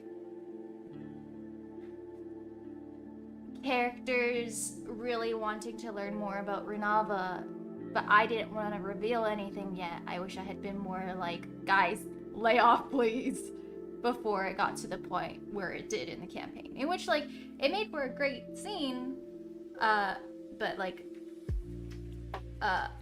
safety tools. I wish I should have been more proactive in using them. Fair. I think there are just a lot of times where I wish I was more prepared for conversations, because there are a lot, it's not unknown. Bane gets talked to pretty often, and there are just sometimes to where I am just not like, I have no idea. And I'm not thinking about it, and then it comes up, and I'm like, and I very quickly have to check in, and that leads to a lot of conversations that I wish had gone better, or at the very least differently. But sometimes it's literally just like I was caught off guard by a conversation being started, and there's nothing I can do about that. Like. Yeah, well, I mean, that's also the essence of role-playing too, right? So Yeah. You have that opportunity to revisit that conversation later and be like, hey, look, that's not what I meant. That's the beauty of it. It's not a written story. It's not exactly how it's supposed to go. Yeah. You can turn that thing you regret now into more. Like Ray is much better now about saying above table. Turn it into more regret. Yeah, turn it into that's what I do. That's what I do. Somebody asked in chat just now, I think it was in chat. I'm having trouble finding it. My brain Cryo is is not hallucinating chat messages. Oh, there it is. It's mine. What's everyone's favorite thumbnail? Oh my god. I mean, that's The one so with hard. the lasers coming out of his eyes. I work so fucking hard. So The one many with of what? those. Balls with the lasers coming out of his eyes. Oh yeah, that is pretty good. That's a good one. That was forever ago. I think that Yeah, was I like know. the first one with balls. Rip free in my head. It's so hard for me to choose because for those of you that don't know, I think I've had maybe 4 thumbnails that just like I didn't touch at all. And now, thankfully, thank God, I get to work with Ray and Jess's art a lot more often. So I'm not constantly generating stuff, but fuck, there are so many that I have I'm talking with Cryo the entire time and going, okay, so I built in this like one little Easter egg and it'll make sense in like 30 episodes, but like, and it's a fucking thumbnail. Like nobody's looking at them like that. I think my favorite thumbnail, gosh, that's a good one. I'm scrolling through right now looking at all of our thumbnails and being like, ooh, but that's also a good one. That's also a good one. It's Lightning War. It's the first, the fight with the Tide Striker. Yeah, that one was... Where she's walking towards the camera. It's just good. Yeah. I just like it. Yeah, fun fact with that one, that was a lot of stock images. It was like, I think, probably upward of 30 different stock images getting slapped together. That's like 6 women in that photo. I'm also a big fan of Nothing, episode 45 of Stormridden, where it's just Runava floating in the void. That was, I think that is The the jet first fuel. one to where I straight up asked to take art for one of them. Because I was just like, there's nothing I can do to generate this more effectively. No, I think the first one you did for that would have been... I think it would have been More Than You Ever Lived, because Ray drew that Runava. Oh, that's right. And then you had the Ritz looking into the camera and it looks at you. That one was so good. That one might be my favorite. I fucking love that one. That one's fucking freaky, and I'm so... My favorite is the one with Ritz. It looks at you. Yeah. Big fan of that one. I'm a big fan of that moment. That moment means a lot, but it doesn't mean a lot to everybody yet. But that moment means a lot. Oh. I don't like that. I mean, it's the only time I've ever broken the fourth wall entirely. Yeah. I don't like I'm that. green and you're on fire. I'm green and you're on fire is, I think, maybe my favorite title if you've ever given a session ever. I do really love the one thumbnail of Getting Along because it was just, or I think it was Getting Along or something along those lines. Get What it's along titled. shirt, something to bond over. No. From this campaign, there's just one thumbnail where Kay and I are just making the nastiest fucking faces, and we're not even beefing in that episode. It was just we were the only 2 in that episode who made weird faces, and so I was like, all right, I'm using that. I'm a really big fan of episode 45 from Seas. Is this morally okay? With Ian and Pulse being like, is this morally okay? Is that the one where we were like bribing in Westwood with Vala? Yeah. You were offering to go find Sox's corpse and bust out his teeth for Vala. That's right. Yeah. I remember that entire episode is just me pouting because I'm like, stop it, leave him alone. It was so funny though, because you were like, I remember on table, you were like, if we resurrect him, it's all gonna come back. So yeah, well, that was the thing. I was like, that was, I think, the firmest separation between like me above table and me on table, because I'm like, logically, we bring him back, it'll all be fine. But but on table or above table, I'm like, no, leave him alone. Stop. please, please, my boy. So many stupid fucking moments in all of this.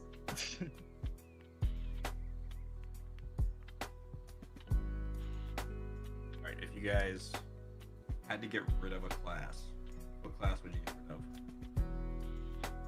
Fighter. Fighter, the most versatile class out there. You're like, nah, we can get rid of that. I think that's why. I think I would rather there be, how do I put it? Fighter, because it is as versatile no, you know what? I take it back. Warlock. Warlock is fucking God's favorite little caster, and I'm sick of it. You could get rid of any one class? Is that what we're doing? Yeah, Getting rid of yeah.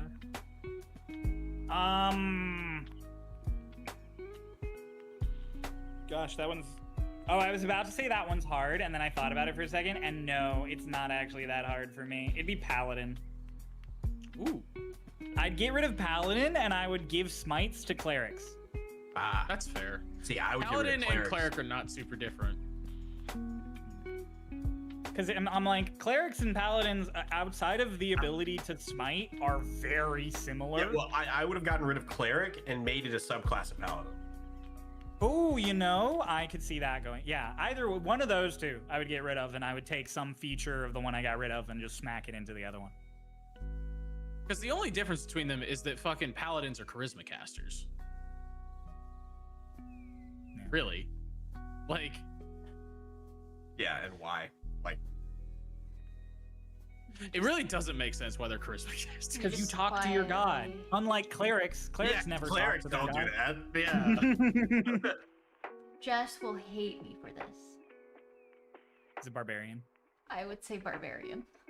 I was That's thinking so barbarian, but it's one of the like stereotypical D&D classes of like you're the big barbarian with the big axe, which is why I think also functionally, mechanically, it's pretty not complicated, but unique in the sense of like, yeah, man, sometimes you just get pissed off. Yeah, I just really like casters, and like I started off playing D&D as a rogue, and so I'm like, I don't know, I just like casters, and barbarians are just kind of like, they're simple, they're great, and they're good for a new player. But if you're a new player, you could also show them fighter. And then once you would let them play the first 2 levels, if you start at level 1, maybe you can teach them the world of casting with Eldritch Knight. But Barbarian is another one of those ones that it's just like you could cannibalize into fighter and be fine. yeah, Realistically, a lot of D&D, and this is something I've thought about when working on my own systems and stuff, is that a lot of D&D can probably be boiled down to, if you really wanted it to be less classes and more broad subclasses, you could probably break it down into like 3 or 4. And then just give them a fuck ton of subclasses. But I think we already kind of do that. We have our tanks. Damage We have- healer, that's our 3. Yeah. I'm like, damage tank healer. We have the Final Fantasy role. DPS healer tank. my thought with it is that it's just like barbarian in and of itself, the way that the class progresses is not unique enough from fighter. And that's my problem with with a lot of the D&D classes. It's like they are like only unique enough. And at the end of the day, the reason I'm like fucking get rid of Warlock is because Warlock does everything. Warlock really can't do a lot. And so that's why I'm like, get rid of it and just cannibalize all that other stuff into other classes so that we actually have like a more interesting spread of casters. Because it's so easy, especially because Warlock is so easy to dip. So you can just, if you really just like, if you feel like your caster class isn't really doing it for you, go dip Warlock for a little bit. Very true. And it's also one of the only ones that's like, this is a plot dependent subclass. You will be interacting with something. And I'm like, if anything, Wizard should be the one that it's like, it can do anything because you can just learn it. True. All right. Anyway. I think mayhaps Once Ray finishes this drawing, we'll call it. So That's fair. what's everyone's favorite D&D species? Tiefling. I'm a Tiefling Honestly, without doubt. I'm a sucker for elves.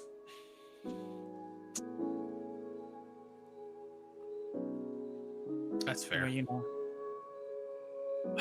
I've really started to appreciate, because here's the thing, there's the like monstrous classes to where they kind of just look weird, but I've really started to appreciate the ones that just give you weird ass abilities.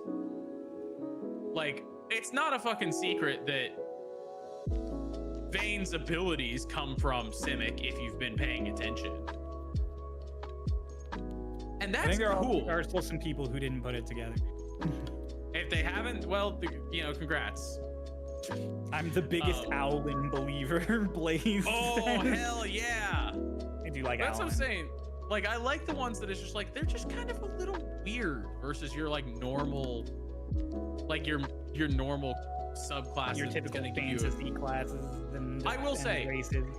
I'm gonna give a lot of shit to D&D for the way that it's treating its shit now, but I'll give them credit where it's due in that overhauling it to where like species matters less and it's more about how you like matters less for stat spread.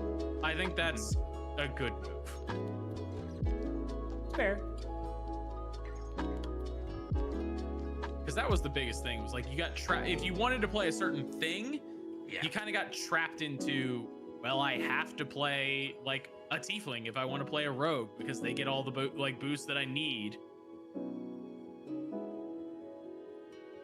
Ian, you usually have pretty strong D&D opinions. What's your opinion on the race to species swap? I don't mind it, right? Because I always thought, in my opinion, that there's enough variety amongst any race that it shouldn't be narrowed down to that specifically. So I liked the changes. I'm with Noah on that. Like, it's very good that happened, because you're always going to run into the outlier, right? There's always going to be an outlier. There's always going to be the one dwarf who can't hold their alcohol, but is a really There's good- always going to be that 6-foot dwarf. Yeah. Bella. Yeah, little did you guys know, Bella not a furbolg, actually a dwarf. Not a. I do like Furbolg. I will say I'm one of those people who was introduced to Furbolg by Matt Mercer, and I can't get the cow concept out of my brain, and I know that that's not technically one of their traits by D&D, like, officially, but it is in my head. Furbolgs are cow people coded in my brain. All right. Any closing questions, comments, stuff, you guys? Concerns? Queries? Potentially a I query? really appreciate you Maybe- guys watching Starlost. And Yeah, I watching the appreciate you stream. DMing. Oh. I don't watch, so Ian, I really appreciate you. Just generally. Don't lie to him. Cryo appreciates me. I let Cryo crash on my couch. I did. I crashed on the couch. I was gonna buy a hotel an hour from my house. I was like, what are you doing? I didn't want to impose. I know, that's why I asked. I had to ask, but I knew you wouldn't ask.